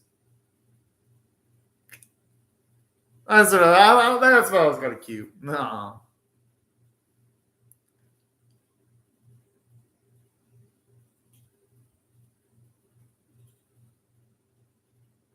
And a lot of respect for these two are towards each other. You know, I kind of like Yasuke with the long hair, though. I think he looked cool. Although, in saying that, he looks even cooler with that hairstyle, though. Ain't nothing wrong with that. Especially something like that has a lot of sentimental value.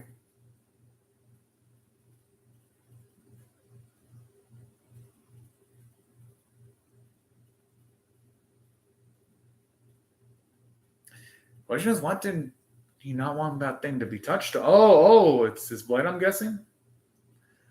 That's why. Okay, that makes sense. Yeah, you especially wouldn't want children handling the blade because they could accidentally hurt themselves with it. And plus the amount of sentimentality that blade has to him, too.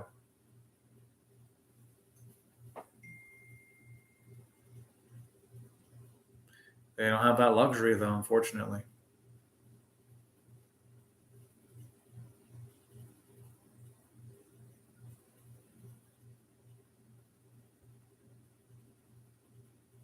Hmm.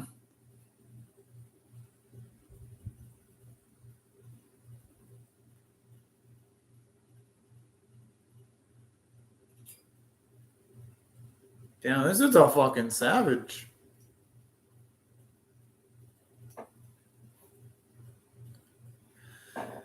And that's a good thing that she left without saying goodbye because, ooh, oh, fuck.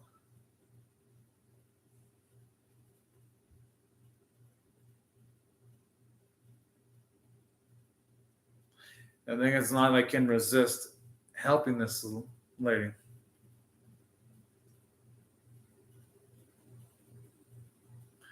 Yeah, I don't think she just said anything. Like, these people look like they have all the leverage.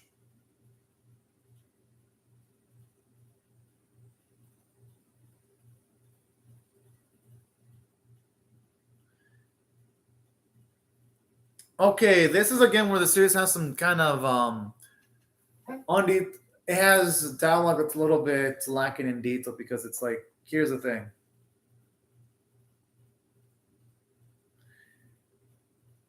My issue here is that, well, yeah, soldiers are going to be patrolling. The issue here is like those kids, they heard the fact that the priest wasn't a good individual, so it's like, oh, so it's like you would think that the adults would know not to just trust random foreigners when they obviously saw from the previous situation that trusting random foreigners fucked them over. I'm just saying it's kind of surprising that they're again so gung ho about trusting these new specific strangers. In this instance, considering that the previous strangers that stood up were absolute fucking liars. I'm just saying.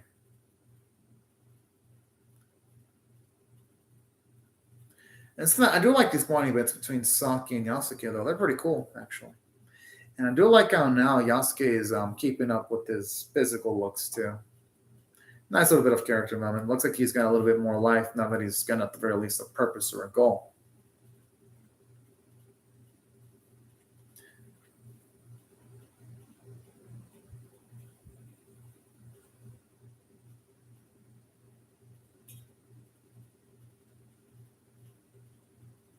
Whoa!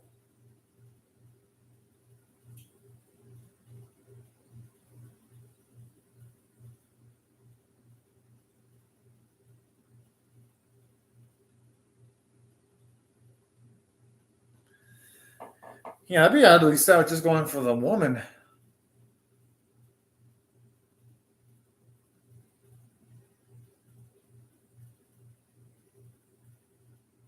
The thing is, though, she dies. I do like this, though. Again, it shows you Saki's moral fiber because she'd be willing to risk herself to help someone out. Oh, okay.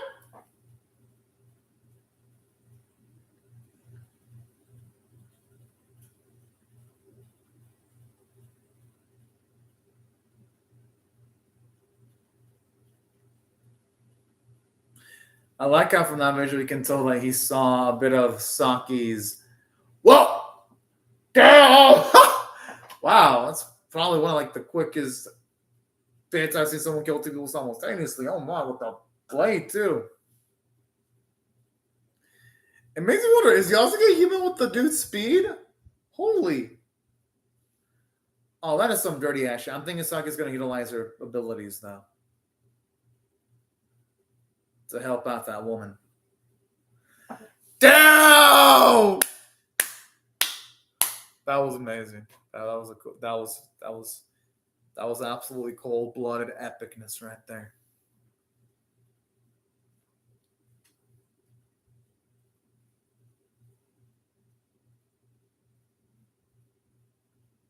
How will that do her a favor though? That makes no sense. Like, wouldn't it make shit more inconvenient? Oh, okay. No, okay, I understand. Okay, never mind. That's actually reasonable.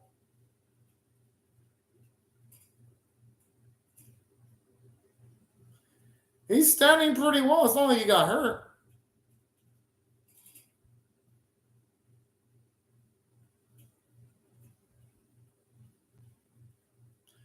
She doesn't look like she's inclined to doing that, though.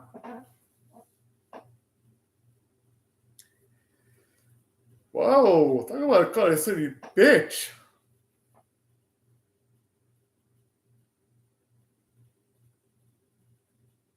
Hmm.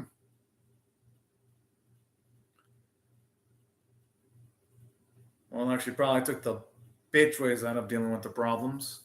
At least that's how I perceive it. Okay, that's kind of okay, that's kind of nasty there. What the?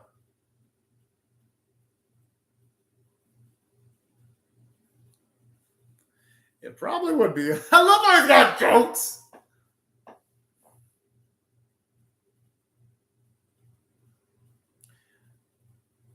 And again, the music's damn nice. I like the variety of action shots they got in this series.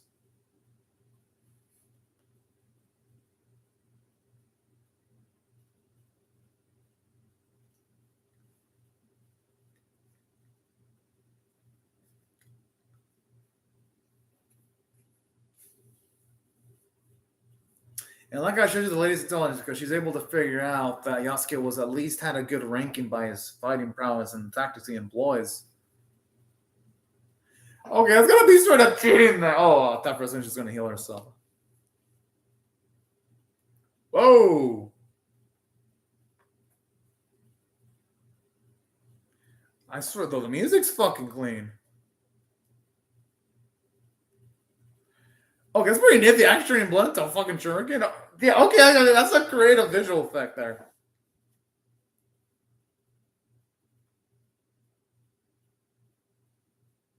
Mm.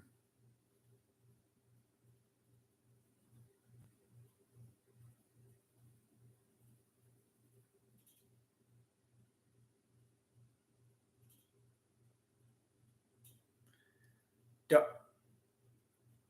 Dude's got the strength of a fucking ox to be able to just slice that fucking tree branch while trying to aim for this lady. Wow.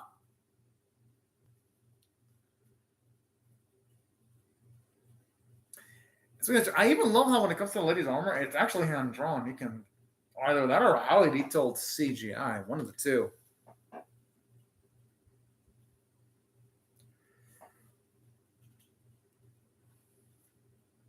And that's a nice. You actually see a sword slip, and he like instantly does all he can to get it back. That's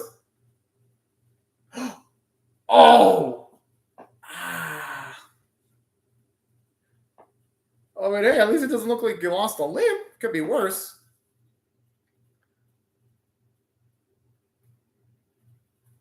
There's something I do appreciate about the series. Yes, it shows us that Yasuke is really competent and an amazing fighter, but even someone like him has his limitations.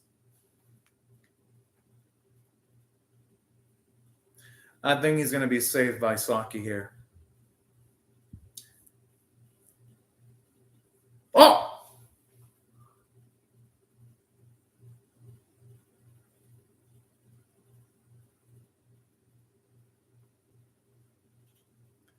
I wonder if he has a trauma against killing women and stabbing them in the heart.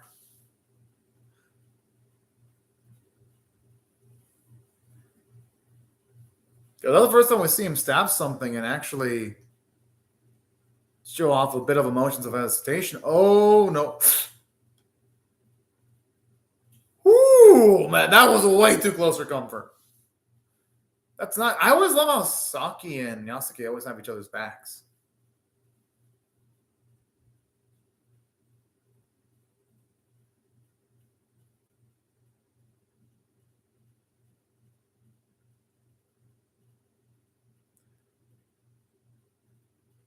I don't know why I got reminded of Natsumara though.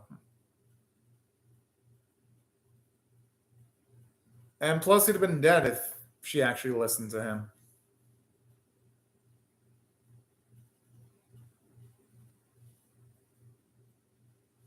I mean, he was able to.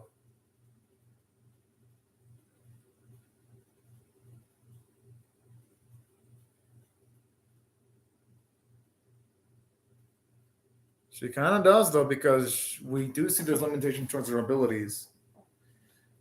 Yeah, she can protect other people. They can protect each other.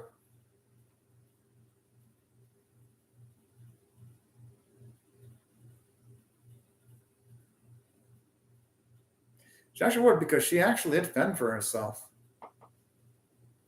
Pretty well, things considered.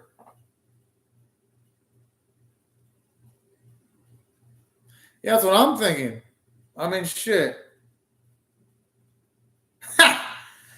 Because I mean, she saved Yasuke like what, twice now? Yasuke has actually been saved by her more than he saved her. Because if we count by overall saving, Yasuke has saved Saki at least once. Everyone by sheer on technicalities here.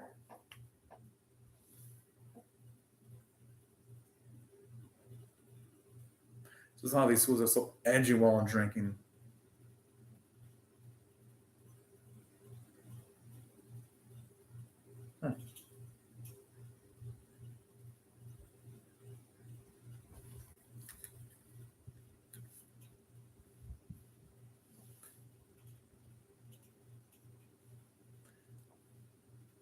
Well, maybe the man walking away is someone that could know what else Yasuke, or someone that could be against him and could just be a scout.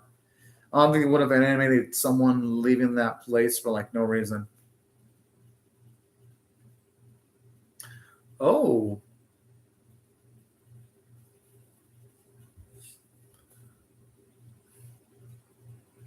All right, sure. That was quicker than I thought. Holy fuck. Thought they were going to actually drag shit out a little bit. Not that I mind a little bit more of a quicker paced approach.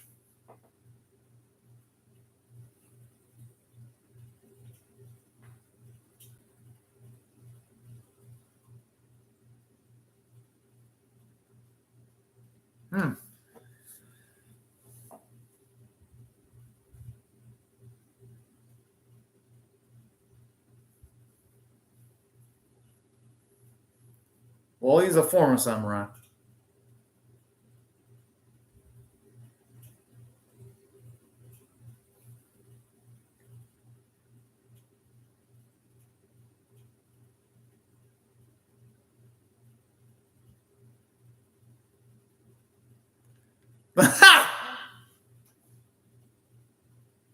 I love that little joke, though. Okay, this makes Onosuke a little bit more likable now.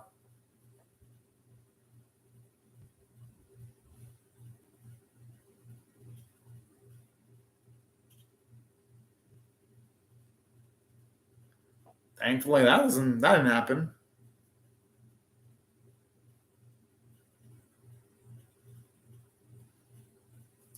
And that's why he had such a low profile too when the series started.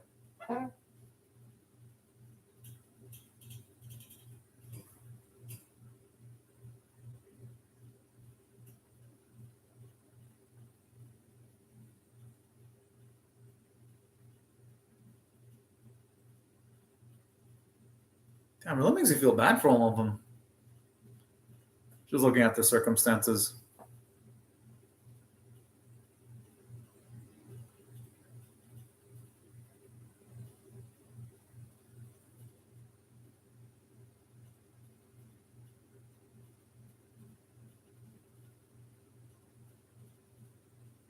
Well, why does he have that shifty fucking look unless he wants to test out her abilities? Whoa!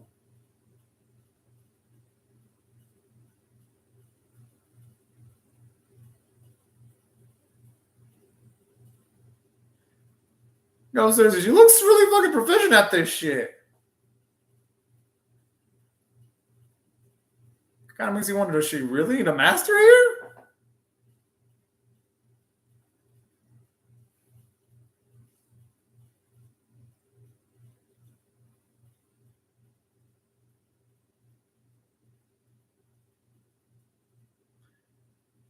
I mean, I don't think they should force Saki in that position unless she wants to do that.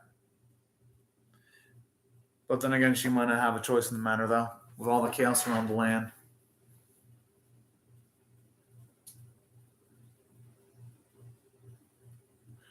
I don't think you should have said that. Oh, never mind. I guess she should have said that because she looks like she's going to give her more power then. Or not. Look, I just straight up took out her soul there.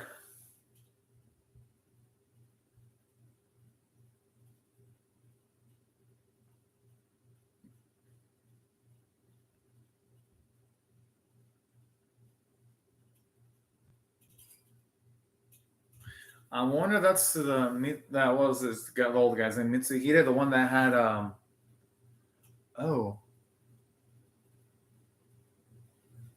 I was gonna say Mitsuhita, but then the subtitle said Damio because I'm watching this also with the English audio and the English subtitles too.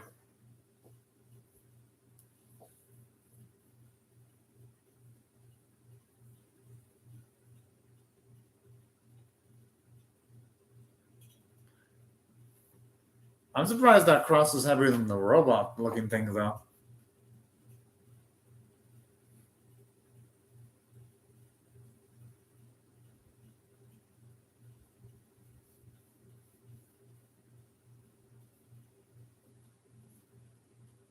That's actually pretty reasonable. And hell, maybe the others can train alongside her too.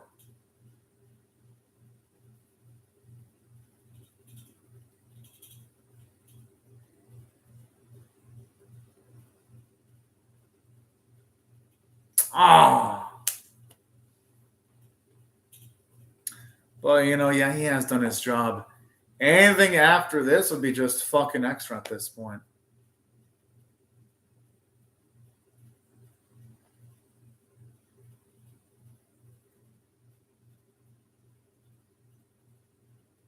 Hmm.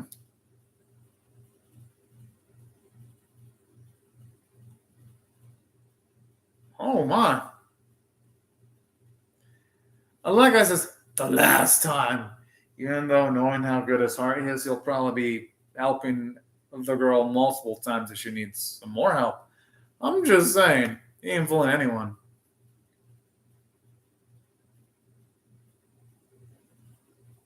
Like at all.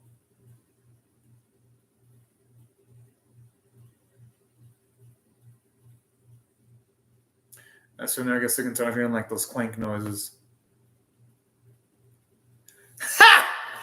I like how he's okay, they're actually gonna get laughing at me. But alright, this episode was pretty good. If I had to rate this one on a scale of 1 to 10, with 1 being abysmal, 5 being average, and 10 being exceptional, I'm giving this straight up a 6.5 out of 10. That was good. It made plot progression at the very least. The girl was able to finally set herself up for some training at the very least, so there was plot progression there. It was nice seeing Monozovsky at the very least. And I love some of the humor, like when our boy said last time, then second to last time. It was just absolutely hilarious. No, yeah, the only issue I had was when the villagers were like, "Oh man, this girl is bad. We'll just tell you the we'll just tell you everything that the boys know." Even though she said earlier that the old priest that showed up had negative intentions, so you would think that the boys would have informed their parents that the old priest was a sack of shit that tried to harm Saki, Kind of feels like the script in the episode lacked a little bit of detail there, but also only bit. Everything else is enjoyable. I like the humor. I do like how Yasan and Saki bond during this episode. I like the father-daughter like dynamic between the two, actually. It gave me the warm, fuzzy vibes. And the voice acting was actually pretty good. You can definitely tell Yasan and Saki's voice actors is getting a little bit better as she's getting more experience. So I'd say overall, that's what I thought there were positives in the script. Thought the arc was nice, the music was cool, and the action set pieces looked nice. And that's overall I had to rate the episode. I gotta give it an above average 6.5 out of 10 score. And as you all know, I'm gonna be reacting to episode 5 once the credits finish rolling anyway. And yeah, can't wait to see what they're going to bring into the last 2 episodes. And holy shit, it's always fun binging series like this at once. So, because I'm so used to the feeling of series that leaving off with like epic cliffhanger. So, it is just nice to have something like this for just a nice change of pace. From time to time, anyway. All right, and now I'll be starting my reaction to episode 5 in 1, 0, go. Oh, actually, that thing glitched. I'll start it again in 1, 0, go. Oh, son of a bitch. Okay, I'll start my reaction in 1, 0, go. Yeah, I need a third time. It's because first time the press there didn't register. Second time the press here didn't register, but you know what to say. Third time is the charm.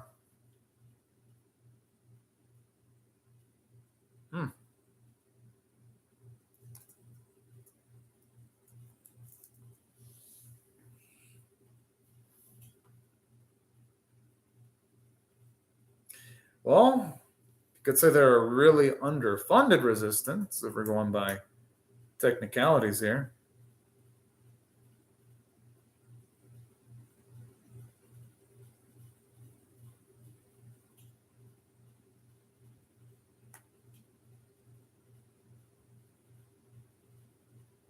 Damn.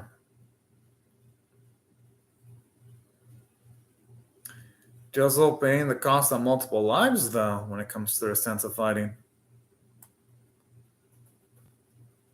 Woo, boy.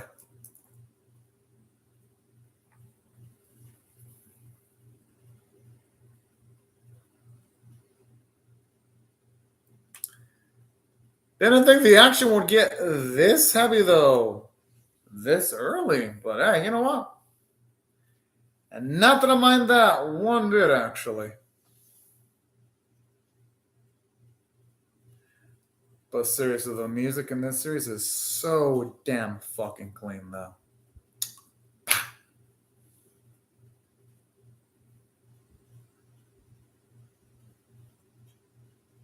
Written by Nick Jones Jr.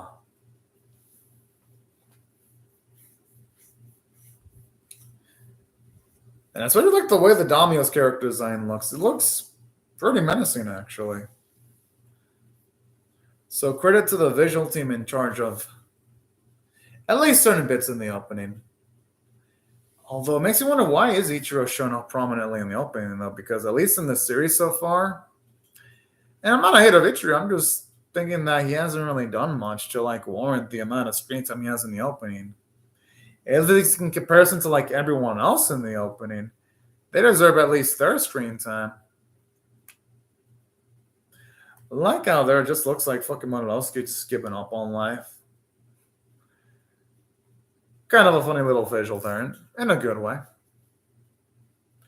I wonder if there's going to be some kind of rounds between Ichido and Saki, though.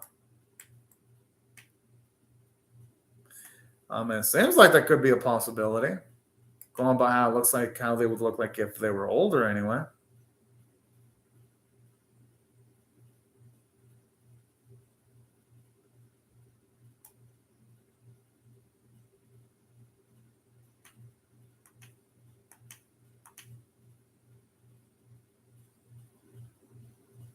Oh man, that's the only thing I can really rely on.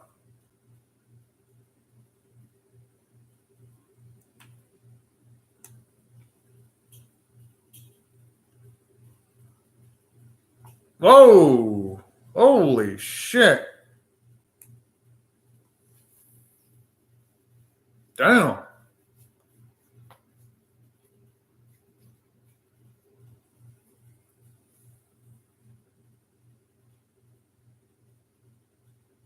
Okay, at least that explains why the Dami was actually going after Saki.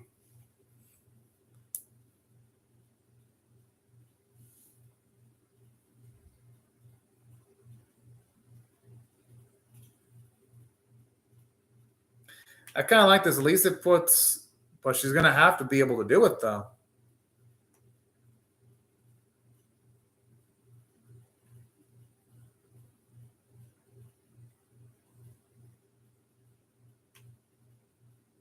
Oh.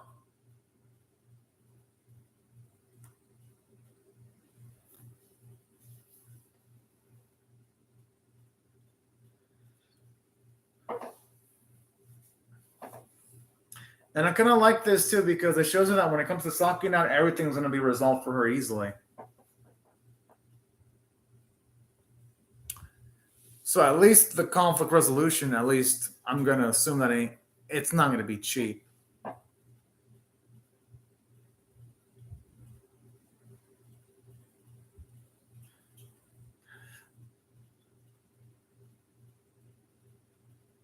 Kind of wish there was like some footsteps though coming from the trail of where his horse is running, just for a little bit more animation detail.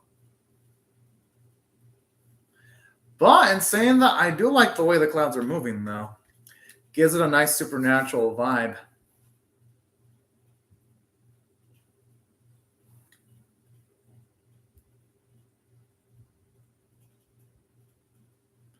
Just like this slight stare down. Oh, it's Mitsuhide. At least looks like him anyway. Oh, okay, so it is. Okay, I guess I was kind of right. Because it really couldn't have been anyone else.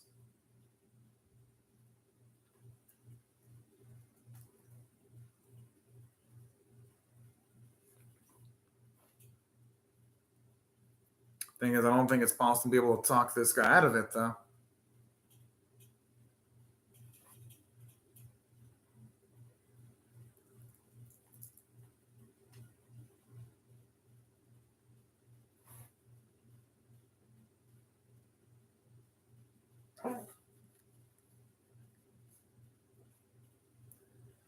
And you know what I like about this? At the very least, when it comes to Mitsuhide, they have built him up to be a savage fuck that's always hated Yasuke. So at least it's not some kind of rando that's against him. So this is going to make this confrontation at least a little bit more interesting than some of the ones that they've had in the previous episodes so far anyway, to its credit.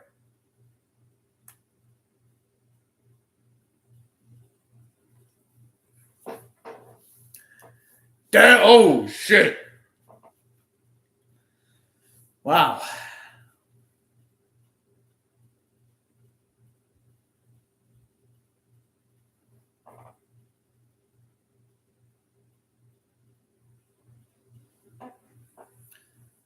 But that's what Nobunaga would have wanted, though. I don't think can really pin all that on our man Yasuke. He just can't.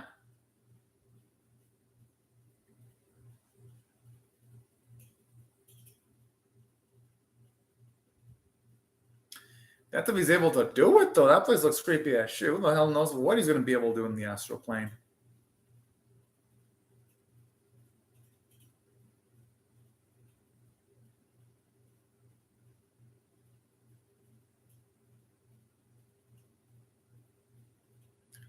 She's going to have to understand because, yeah, there's no luxuries. Mm-hmm.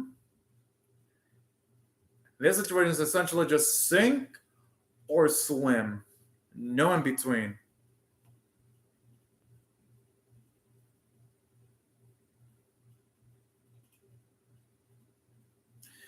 I don't think he's going to be able to stop this lady.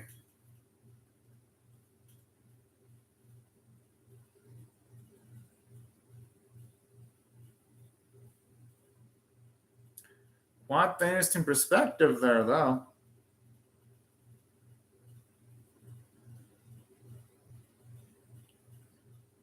Yo, this lady sounds like an angel when she's like, I am the dark.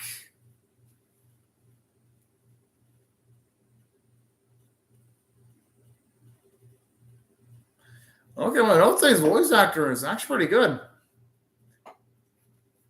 I like his performance.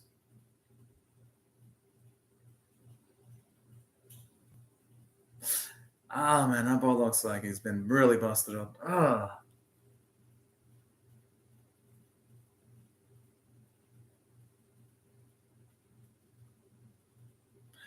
If Yasuke's body spirit couldn't be broken early when he was being tortured, I highly doubt this Mitsuhide fuck's gonna be able to do it.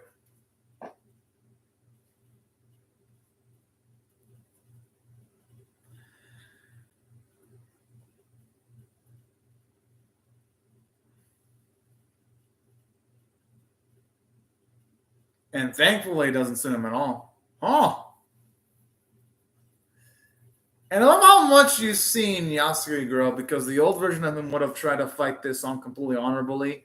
The new version of him is like, no, fuck that shit. I'm going to take a tactical advantage because he's going up against supernatural forces. I like this bit of writing.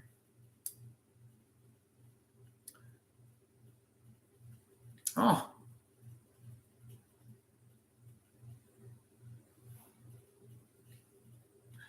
Pretty damn smart if you ask me. I love that shifty spot. Oh, fuck. And this Vegeta fucker took it hook, line, and sinker too. Oh.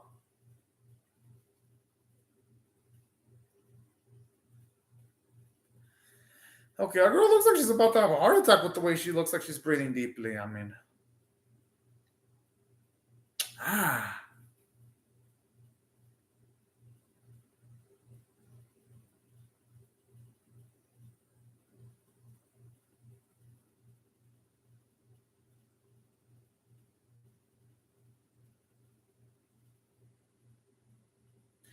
I like how this lady's boasting about something that sounds potentially.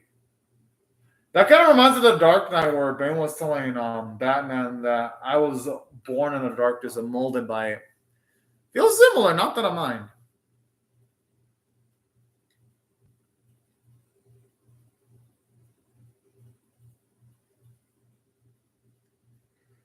She'll die, I guess. Oh, yeah. I had a feeling that was going to be the case.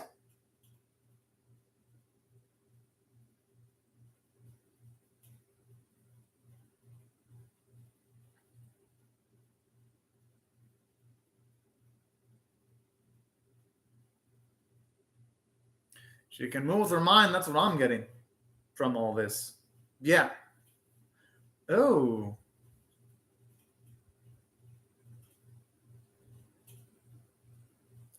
The thing is, though, she's got to get rid of that fear.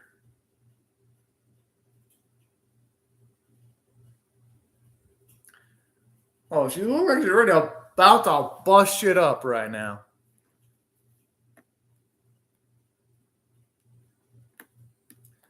Oh, yeah. It looks like they should stop time for a bit, though.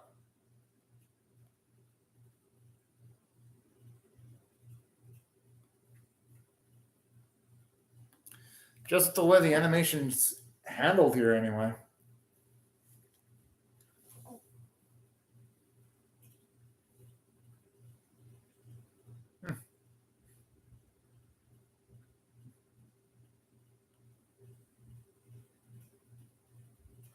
Oh, okay.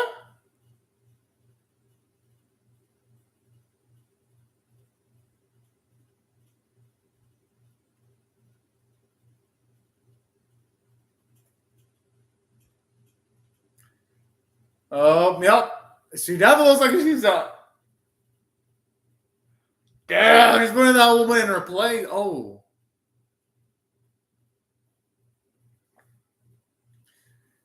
Damn, she put this woman in her place.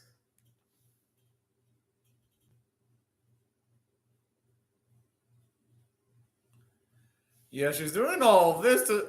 I like how they say she has so much to learn, yet it feels like she's doing all this without having even been taught anything. Like I said, I'm enjoying bits of the series, but it feels like things come way too easily towards Saki, though. That's the thing. If this series would have had like maybe some more slower episodes of her doing some good amounts of training, I'd be like these leaps in her power would be a lot more grandiose. It'd feel like earned.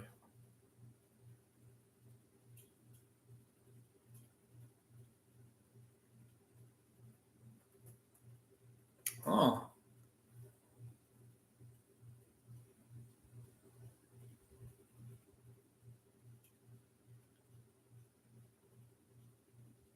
Oh, that sucks for him.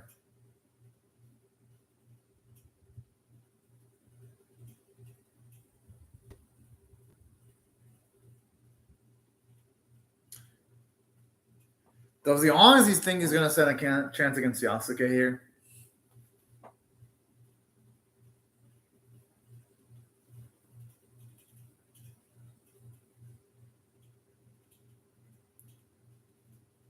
I'm surprised he didn't use those beams to like unleash those explosive capabilities earlier.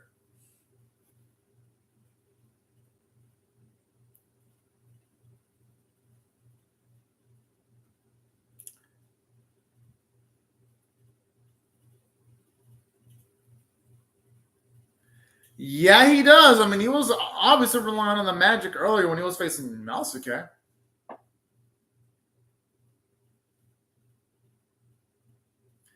I mean, that explosion looked damn nice.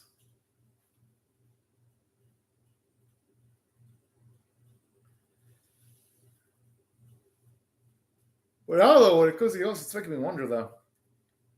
How's Matsuhide?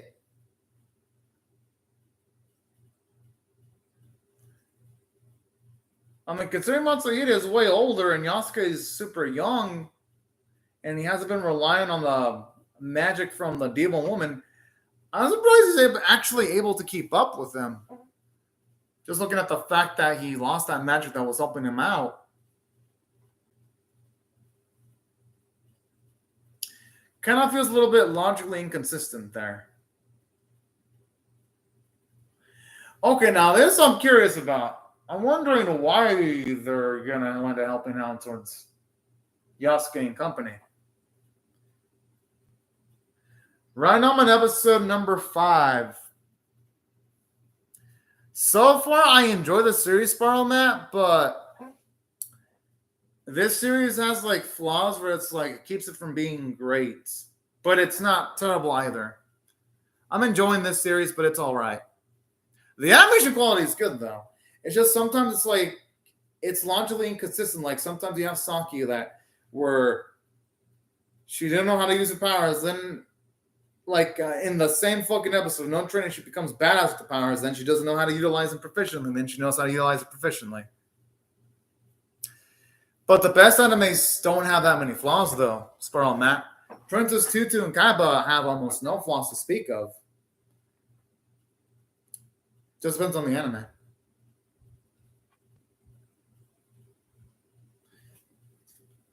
Oh, trust me. If you saw my reactions on Spiral Matt, I was super negative today because Girls Front Line. You should have seen me, Spiral Matt. I look like I almost lost my sanity reacting to that series. Damn, yes! I guess that's what they saved the budget for. Him stabbing the loot. Fuck! And I'm missing it. That was so damn satisfying. But yeah, you're right. Don't worry though, Spiral Matt. I as of late, I've been negative. So no worries. Yeah, lately the YouTube algorithm has been against me, so I've become more negative than I've ever been before, Spiral Matt.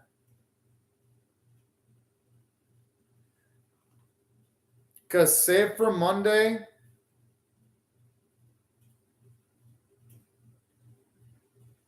I was a positive guy, and so I started YouTube, and then I became a negative. Yes! Finally! And that honestly was the most fitting death for someone like me to hate it too. Yeah, it's not my fault. It's YouTube's fault. The algorithm that made me negative. Well, I would if you were there. I mean, I'll give you a figurative thought. Here you go. But yeah.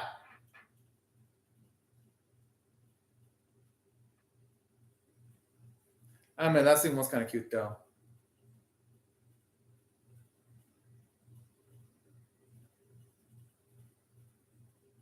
Oh, okay. That's pretty smart.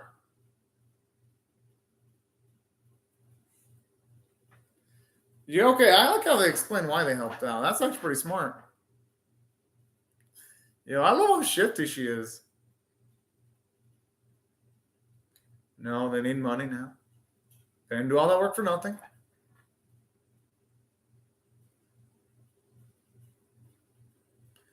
Yeah, today's been tough for me too. Yeah, today's been tough as shit.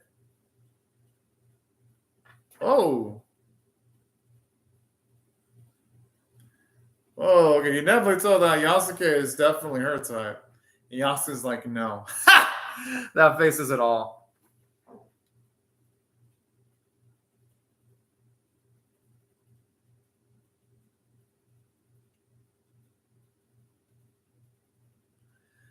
I don't blame him for not trying alpha. He needs to keep it on.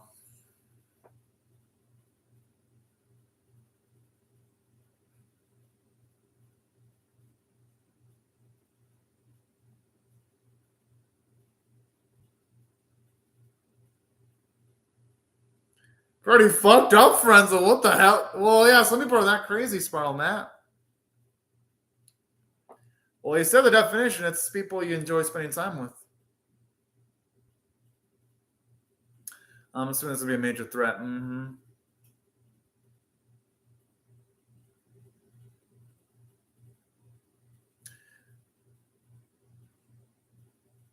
I'm surprised. I mean, no, I know you heard of the Ford Friends, but I'm like, you watch anime, so whoa. You got bitched the fuck out pretty quickly. Damn!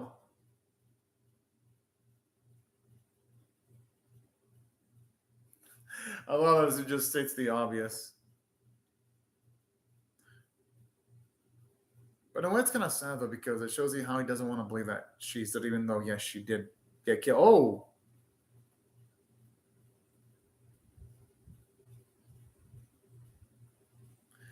Okay, Monotsuya was all damn boss there. Yep. Daiko, like the moment he talked about them being friends, she died like a few moments later. I swear, Robot Guy jinxed the fuck out of his friend.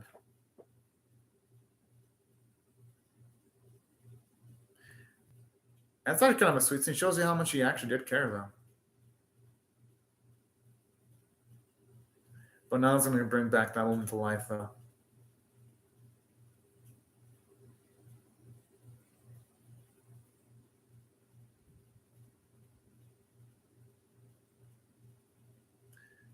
Well, yeah, that's true. I mean, sometimes you see stronger.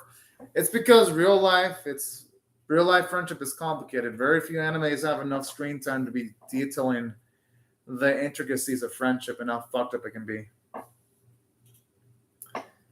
Yeah, I wouldn't be able to do that either, Sparrow Matt, leaving him behind.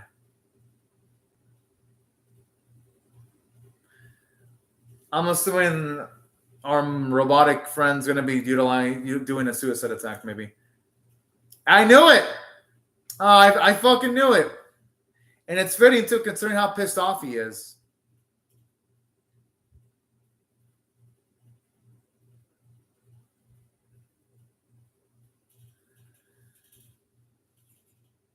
I hope the Domino ain't going to be able to stop this explosion.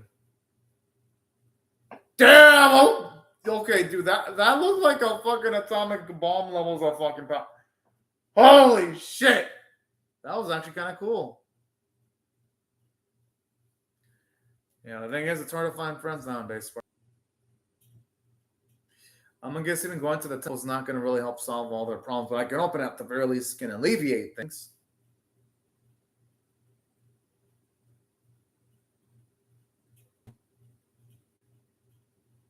Have that Nakama power.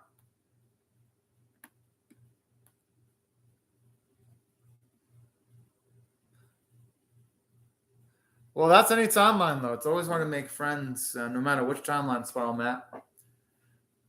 Because even the old era was always betrayal too.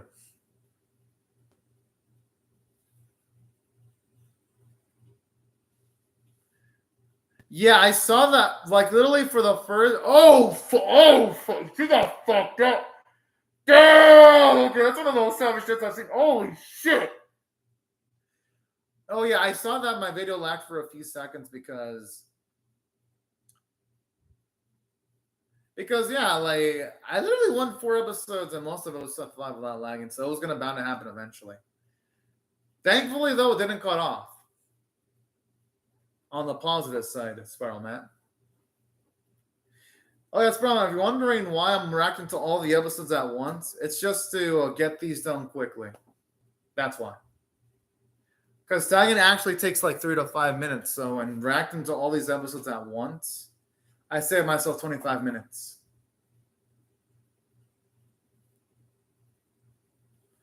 Yeah, that's the sad thing about betrayal. Can I this Misaki, like everything's literally on her shoulders now. I like how this guy says it's so fucking casual. Yeah, that moment was cool.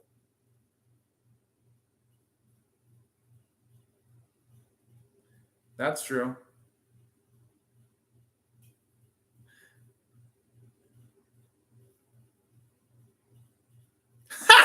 He's only saying that because he'll get triple pay. And I know where the money's coming from, because the money was going to be split between him, Beast Lady, the robot, and who else was it? Oh, and of course, the lady that got the arrow to the head. And yeah, be easy to triple the money. Considering that that's oh, okay. Considering that that's what happened in the episode. But overall, this episode was fun. I'm actually gonna, even though yes, there were things about this episode I'm like, yeah, the writing could have been a bit better. I'm giving this one actually an 8 out of 10. I thought it was actually one of the most coolest episodes. We got a lot of plot progression. See that mutilated fuck have his head. I'm like, yes, fuck that motherfucker. I'm glad that fucker died. So the episode had cool plot progression. And aside from that, something that I also loved about this episode was just the fact that the action scenes looked cool. And the Destro Brew, I did not expect Beastly to be killed the way she did. I'm like, holy fuck. That one got fucked up. So I even liked how this episode had like, holy shit, deaths too. It actually increases, at least for me, I feel like it increases the threat level of the antagonist. And while, yes, I kind of did feel it's bullshit that Saki is so damn good with her powers, I'm like, this woman hasn't ever trained. I thought the point was to take her to Muna Utsuke was to have her become better, but she's already more skilled than Muna Utsuke without any training at all. So while, yes, I feel like those are downsides, I thought the episode had more positives than negatives. And it was just nice seeing Yasuke put Muna in his place. And I like seeing the character development for the former mercenaries. Actually seeing them become friends with each other and sacrificing themselves for things beyond money. So I like the character developments in this episode.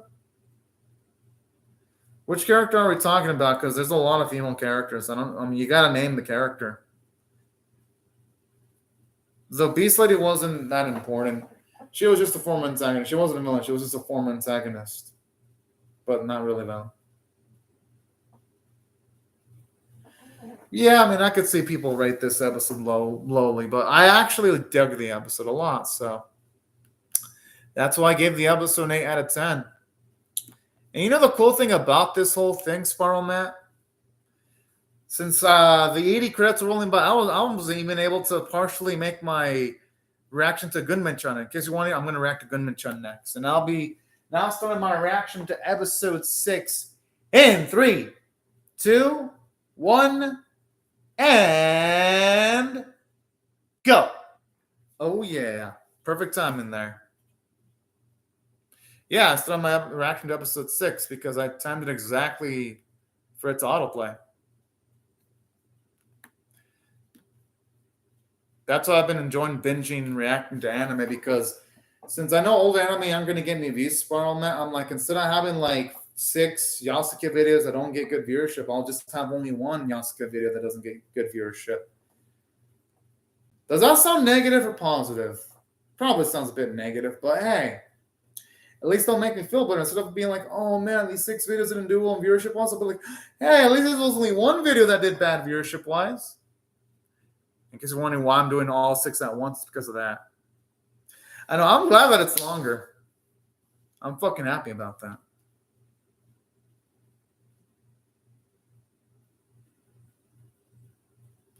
The opening is probably the thing I'm not a big fan of in the series. Holy shit. If anyone has any comments, comments away, because I'm going to be majorly focusing on the episode once it gets into episode form does. So does anyone have any jokes before the opening ends? I'd be willing to read jokes or I don't know, talk about other shit while the opening's playing. Yeah, I can't wait to see the significance behind its title, Balance. Pretty cool episode title. Oh yeah, in case you're wondering from it, I'm going to be reacting to Gunma-chan episode 2 next. Remember the one with like the mind control horse? You know, I could see that as a key, actually, the whole praying thing. Because I know in some video games, depending on the JRPG, praying could actually be weaponized if you go up against zombie characters or certain type of foes. So yeah, I could see that actually working. Potentially. But yeah. Okay, so wondering from, I'm reacting to Gunma-chan episode 2 next. Remember when I reacted to that series from my anger? It got the second episode was translated. It's like this fan service want to torture the fuck out of me, being like, yo, yeah. And I came in like for episode 1, we'll translate episode just to annoy the fuck out of me. I'm like, fuck! Gotta react to that series. Damn. Still feels like I think the boy's name was Ichiro embracing The girl. It's the one with the horse, remember? I mean, I spelled it. Here you go. And yeah, I finished giving you, yeah, holy shit. I was able to time giving you the name right when the opening ended. Sweet. It's that one with the horse. I've seen over 1,000, probably more than that, Sparl, man. I know I've seen more than 1,000 anime. I've seen over 1,000. And just this season alone, Sparl, I finished watching like 45, 46 anime. And just this season alone. And I completed all of them too.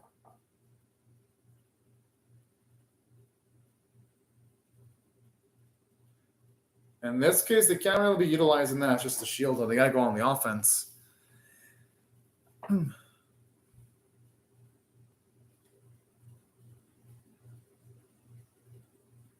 He's got a point. Yeah.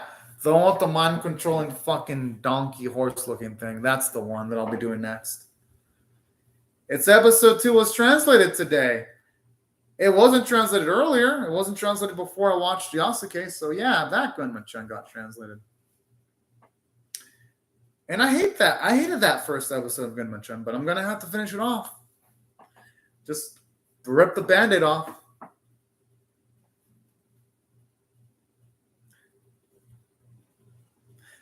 I love that they were just sliding. And I like how they upped the quality similar to like the CGI in episode 1 when you had multiple soldiers moving on screen. It really makes everything look dynamic. Do these guys even try to slice Yasuke? It's like they try to go towards him and they just can't do jack shit. Okay, he must have an amazing peripheral vision to be able to just slice up arrows too.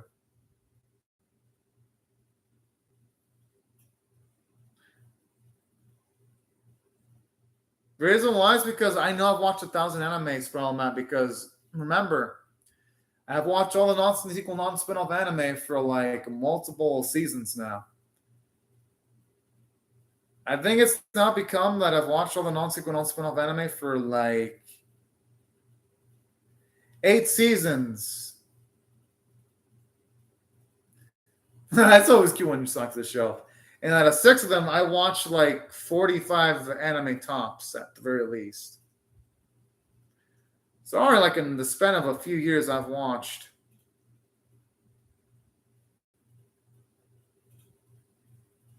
370 anime in the span of 2 years.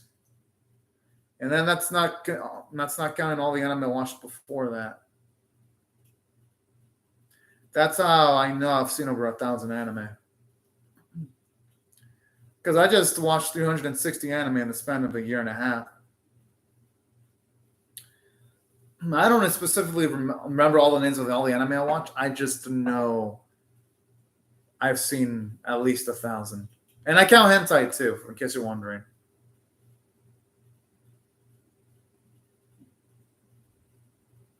I like the creepy ass atmosphere, like the use of dark blues and greens. It gives it a nice supernatural vibe.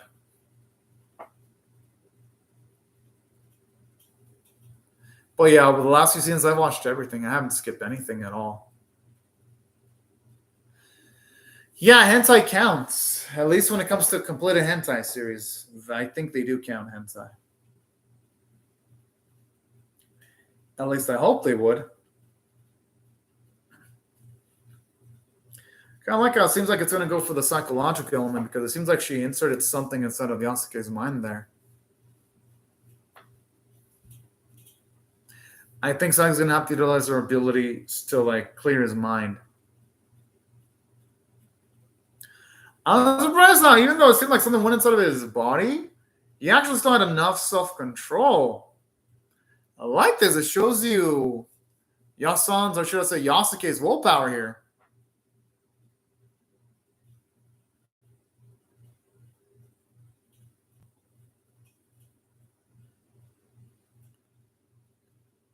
Or whatever was done to his mind, it must have affected his perception.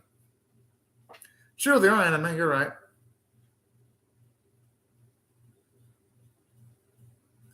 Not really. I mean, Saki actually has saved Yasuke twice through this series, so she's not defenseless.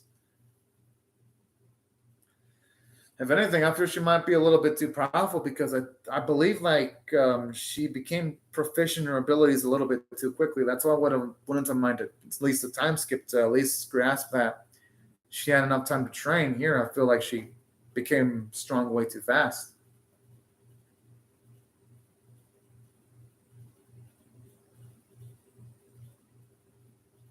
Huh. Yeah, she can fight. Obviously not like a warrior, but she can utilize her telekinesis abilities. It's just right now Saki's drained as shit. But when she's at when she's at full shape, she's a proficient fighter. I mean, she can utilize telekinesis pretty well. In most cases, anyway. Oh.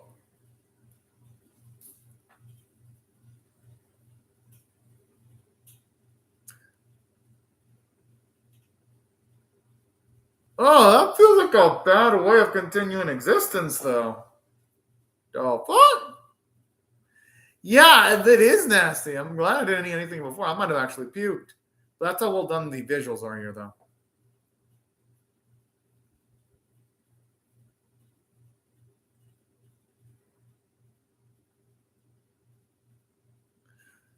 Okay, that is a damn good mind fuck there.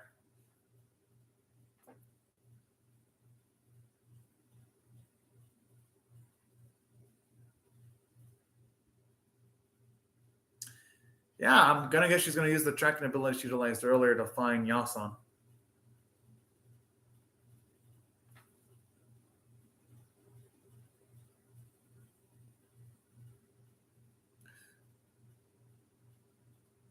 Oh snap!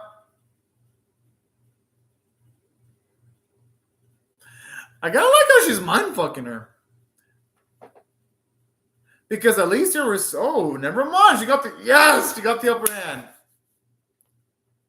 Okay, you can tell me they saved a lot of budget for this scene here.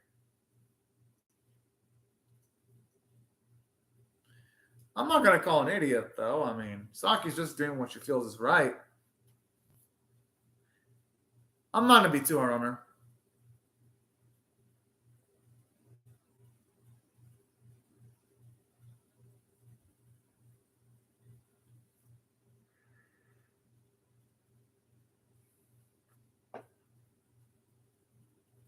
Yeah, and honestly, Monosuke doesn't seem like he's got a lot of stamina left just by the look on his face.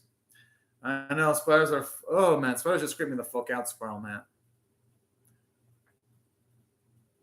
They just do. I kind of thought the Isekai spider was actually kind of cute. I like that spider. But real spiders can fuck off. At least most of them can fuck off. I think some of them are cute, like the garden spider. I don't think those are poisonous. Just depends on the spider.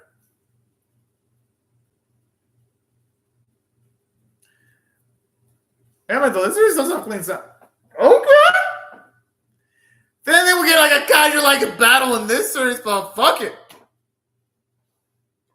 Well, yeah, the animation for the Spider Isekai was pretty bad. Thankfully, though, the animation in this series is actually pretty well done. Yeah, the series didn't have the highest budget, but Studio Nappa definitely knows how to use what they got. They know how to work well off of low budgets or low production times.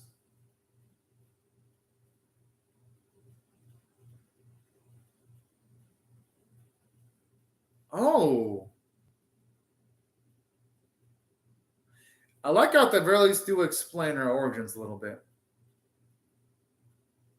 Ah.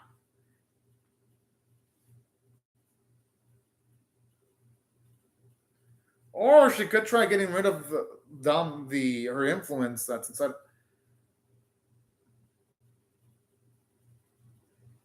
I don't think she's going to go through with killing him.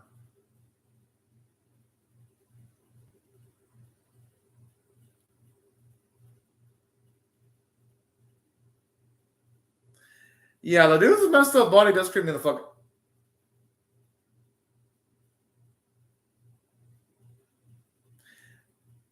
Yes! I'm glad the old lady didn't get what she wanted. Oh! Whoa!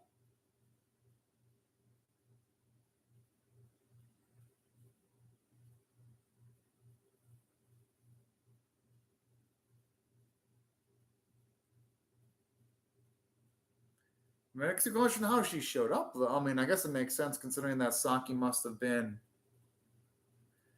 one of Natsumaru's descendants. That's my guess.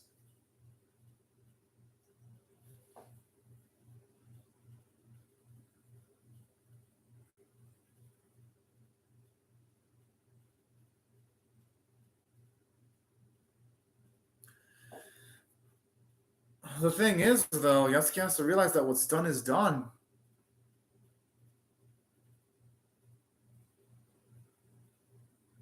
Okay, at least now it looks like he's back to normal.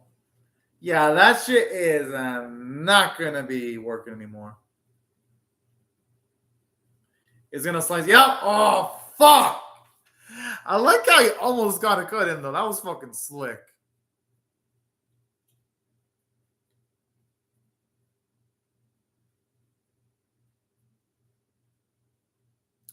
Then why hasn't this bitch done it yet if she's so confident about it?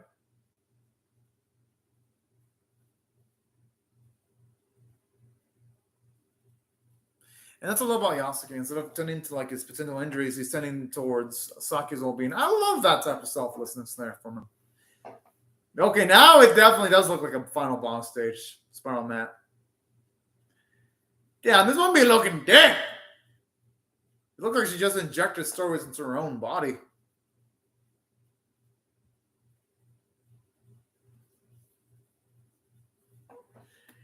Yeah, Saga's gonna have to pull off some amazing feats to get out of this mess.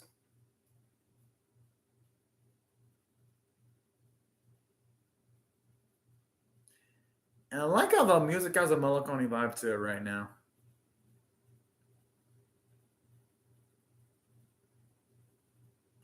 I like how the subtitle says ethereal music playing too.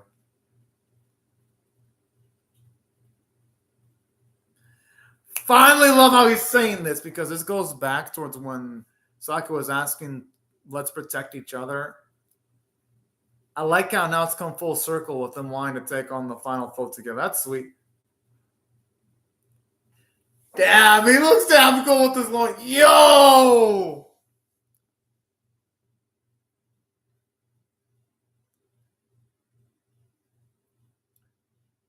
Okay.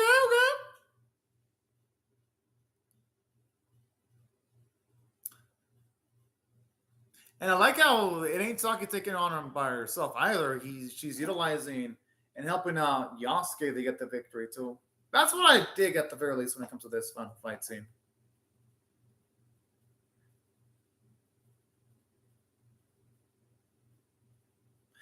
And I love the instrumental work too in the background. I always love when villains say enough because usually that means they're about to get their asses whooped. Thankfully, got the glowing aura encircling the boss because I think that would have probably killed them if they didn't have that.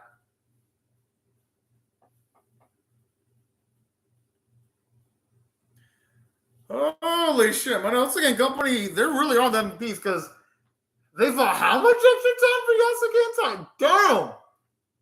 Doing pretty well for themselves. Yeah, that probably would have been helpful, Spiral Mat, but hey. People do love to save their trump cards for last sometimes. Oh! Well, at least explains why I didn't do it earlier because he looked drained utilizing that.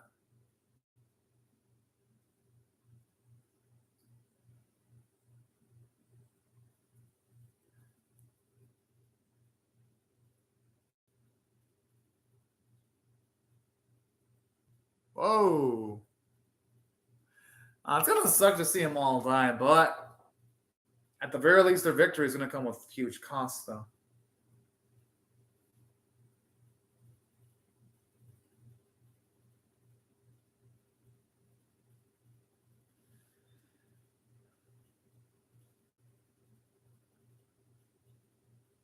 I'm assuming that's Yasuke taking the brunt of the blast. Damn, what a badass man. It seems like he's not absorbing. He's just suffering from the pain of the attack. Or who knows, maybe he is absorbing it. Oh, no, he wasn't absorbing. He has... Oh, shit. Yeah, okay, that definitely confirms he wasn't absorbing it, but the way he got pierced.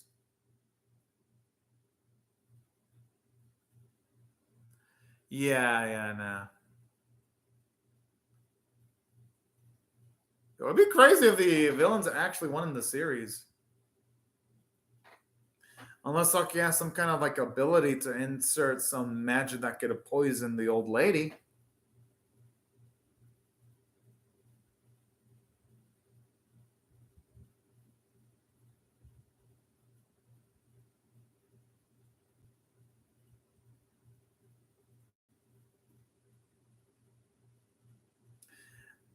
I just like the natural girl sparkles.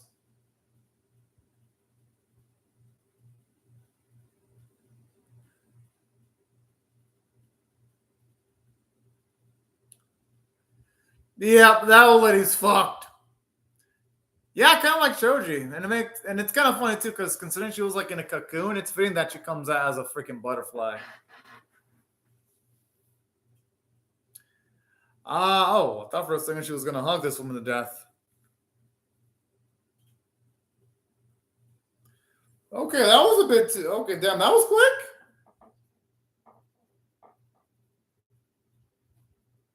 Kind of feel like the fight ended a little bit too cheaply though, because it's like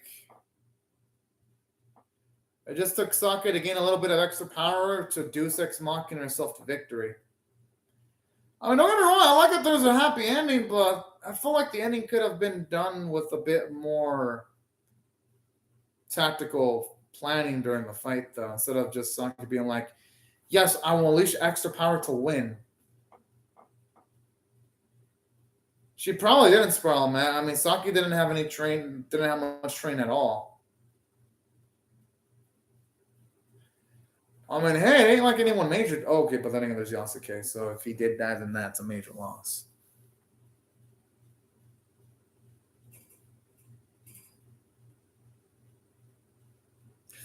Oh, yeah. Oh, fuck. Okay, that actually is a humongous cost there. Yeah, he's fucked up. Yeah, no way Yasuke's walking away from that damage. But you know what? He died protecting her, though. This is probably one of the, as fucked up as it is, probably one of the best ways for him to go down. It really is.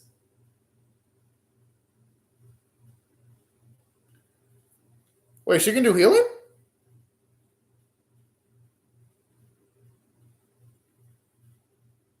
I don't know how. I mean, don't get me wrong. I mean, I'm happy that Yasuke is alive, but it's like they didn't foreshadow that she had healing abilities earlier. Then all of a sudden she's utilizing it. It feels like she's just Deus Ex Machina. It feels like she's just Deus Ex Machina everything in this episode. Because it feels like she just has like, oh yeah, let me just fix everything with magic. It's like an Aspel after Aspel.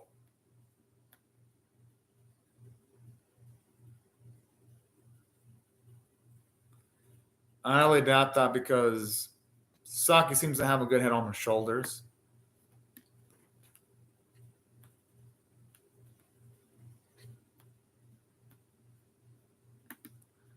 Oh yeah.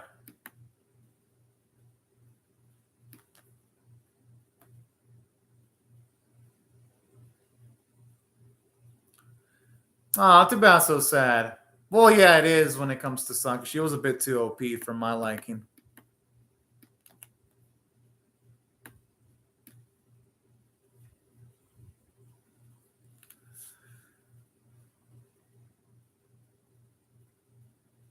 Yeah, that's what I'm saying. Saki was a bit too OP.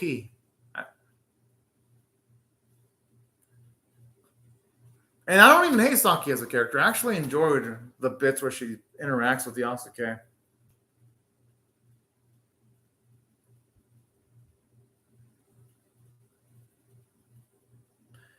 I do like how she takes credit alongside Yasuke, though. I think that's actually pretty sweet.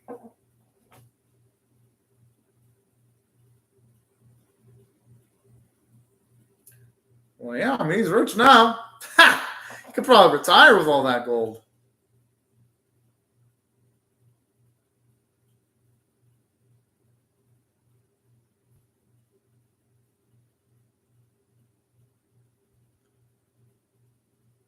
And plus, she can protect herself, and he can protect himself. All things considered.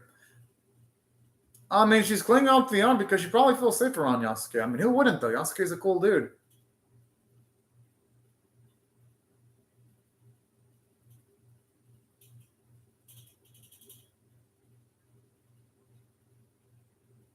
Oh, now they're figuratively kissing, being ass kissers now. Okay.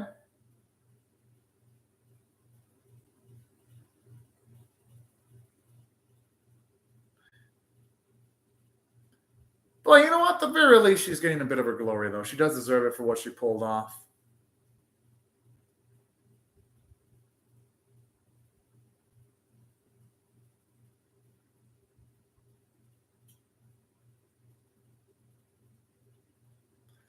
Oh, that's cute. That's cute.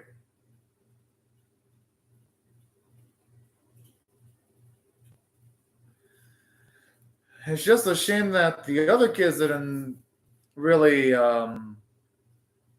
talk about what actually happened a bit earlier, though.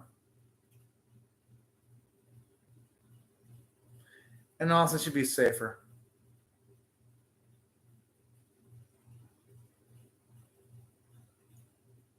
Oh, I mean, it makes sense, though.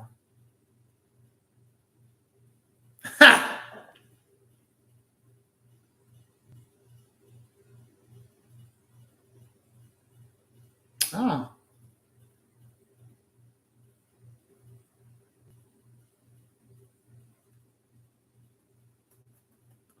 You know, I wouldn't mind seeing that one bit.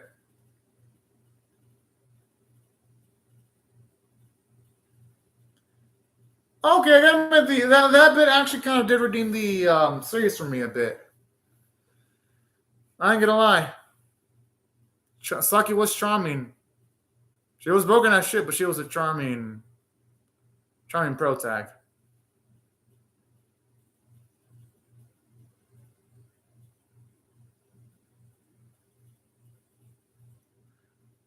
Okay, I mean the ending didn't piss me off. So here's what I think about this episode. She saved the role, and she got some good recognition for it. Now here's how I rate this episode. If I had to rate this on a scale of 1 to 10, 1 being abysmal, 5 being average, 10 being exceptional, I'll give it a 6 out of 10. Let me explain why. I'm still not going to ignore the fact that Saki Deus Ex Machina every fucking problem away. So that's the thing. That's the issue that I had with this episode. But in saying that, I did like how I'll stick around. I was gonna stick around anyway because I still have it playing. But in saying that though, I like how it resolved things peacefully with her getting recognition, the world being saved, Yasuke staying around a bit longer. So the ending was satisfying. Yeah, I would have loved the final battle to be a bit longer, but hey, at least it was entertaining to watch. So the animation was also good, and I love the artwork. Voice acting was pretty good too. You can definitely tell Saki definitely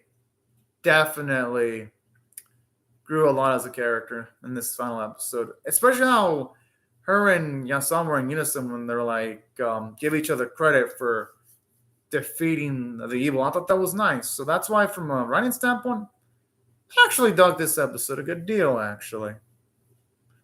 So that was one of the cool things about it. And that's why I still give it an above average 6 out of 10 grade.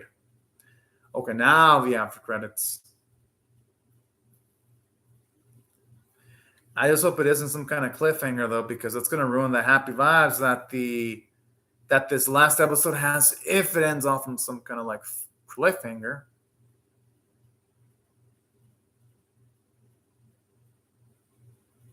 Oh, it's nice to get to see that kid again. Well, grown up anyway.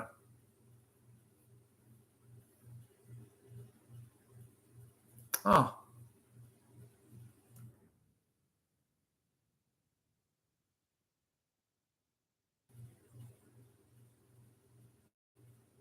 I'm assuming the necklace. Oh,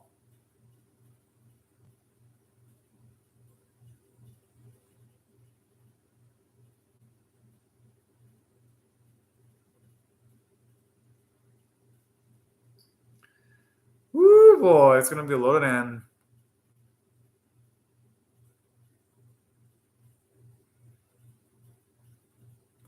You know, you didn't technically tell a lie there. What the fuck?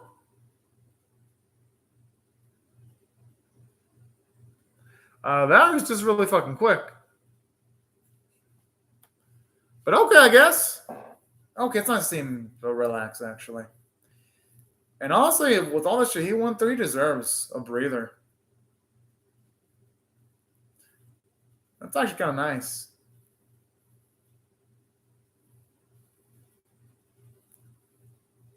Okay, I kind of like how everything looks prosperous at the end. Okay. Yeah, I kind of did. All right, here's what I'm going to rate this series overall. Now, if I had to rate this series overall on, say, a scale of 1 to 10, with 1 being abysmal, 5 being average, 10 being exceptional, I'll give it a well. He was a samurai. I'll give this a 5 out of 10 for average because the my scale 1's abysmal, 5 is average, and 10 is exceptional. Let me explain why. Reason why I give it a 5 out of 10 is because they had too many flaws for me to give it an above average score. Yeah, I mean, you had episodes where it's like, oh yeah, Saki doesn't know how to use her powers. Then she does. Then she doesn't. Then she does again. Then you have all this time being like, oh yeah, we can train her up. And I'm like, then the latter half of the episode is like, oh no, never mind. She doesn't need to be trained up because she's the bestest ever when it comes to her powers. So it's like, really now? So I felt like when the series had plot armor, it was too apparent sometimes.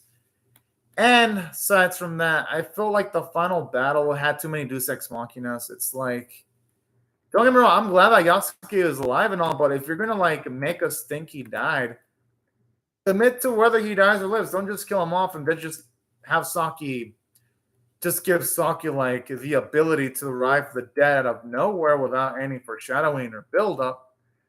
So that's what affected my enjoyment of the series a bit. And saying that though, the action was great, and I was entertained from start to finish. And I do like the fact that during the series, from a character standpoint, I love how Saki was able to fend for herself eventually. I love how she and Yasuke were a good team, helping and covering for each other up. That was nice. Thought the visuals were great overall, and I liked the artwork, and the music was good. Even though I wasn't a big fan of her opening. Well, yeah, things like that, like sometimes they're being Deus Ex Machinas. Well, yeah, those wings look nice.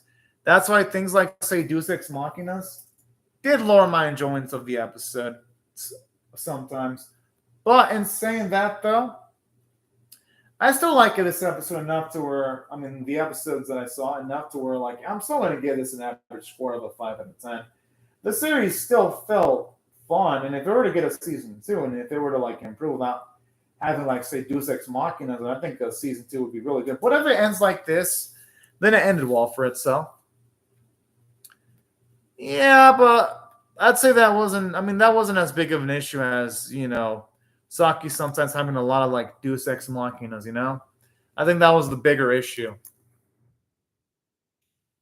But yeah, because animation quality was actually one of the bigger strengths of the series, probably. But yeah, I could see why someone would have complained about that.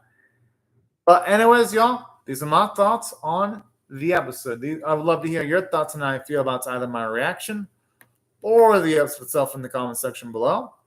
Thank you very much, Ghost Tab and Spiral Map, for commenting on the live chat. Thank you, everyone else, for watching my video.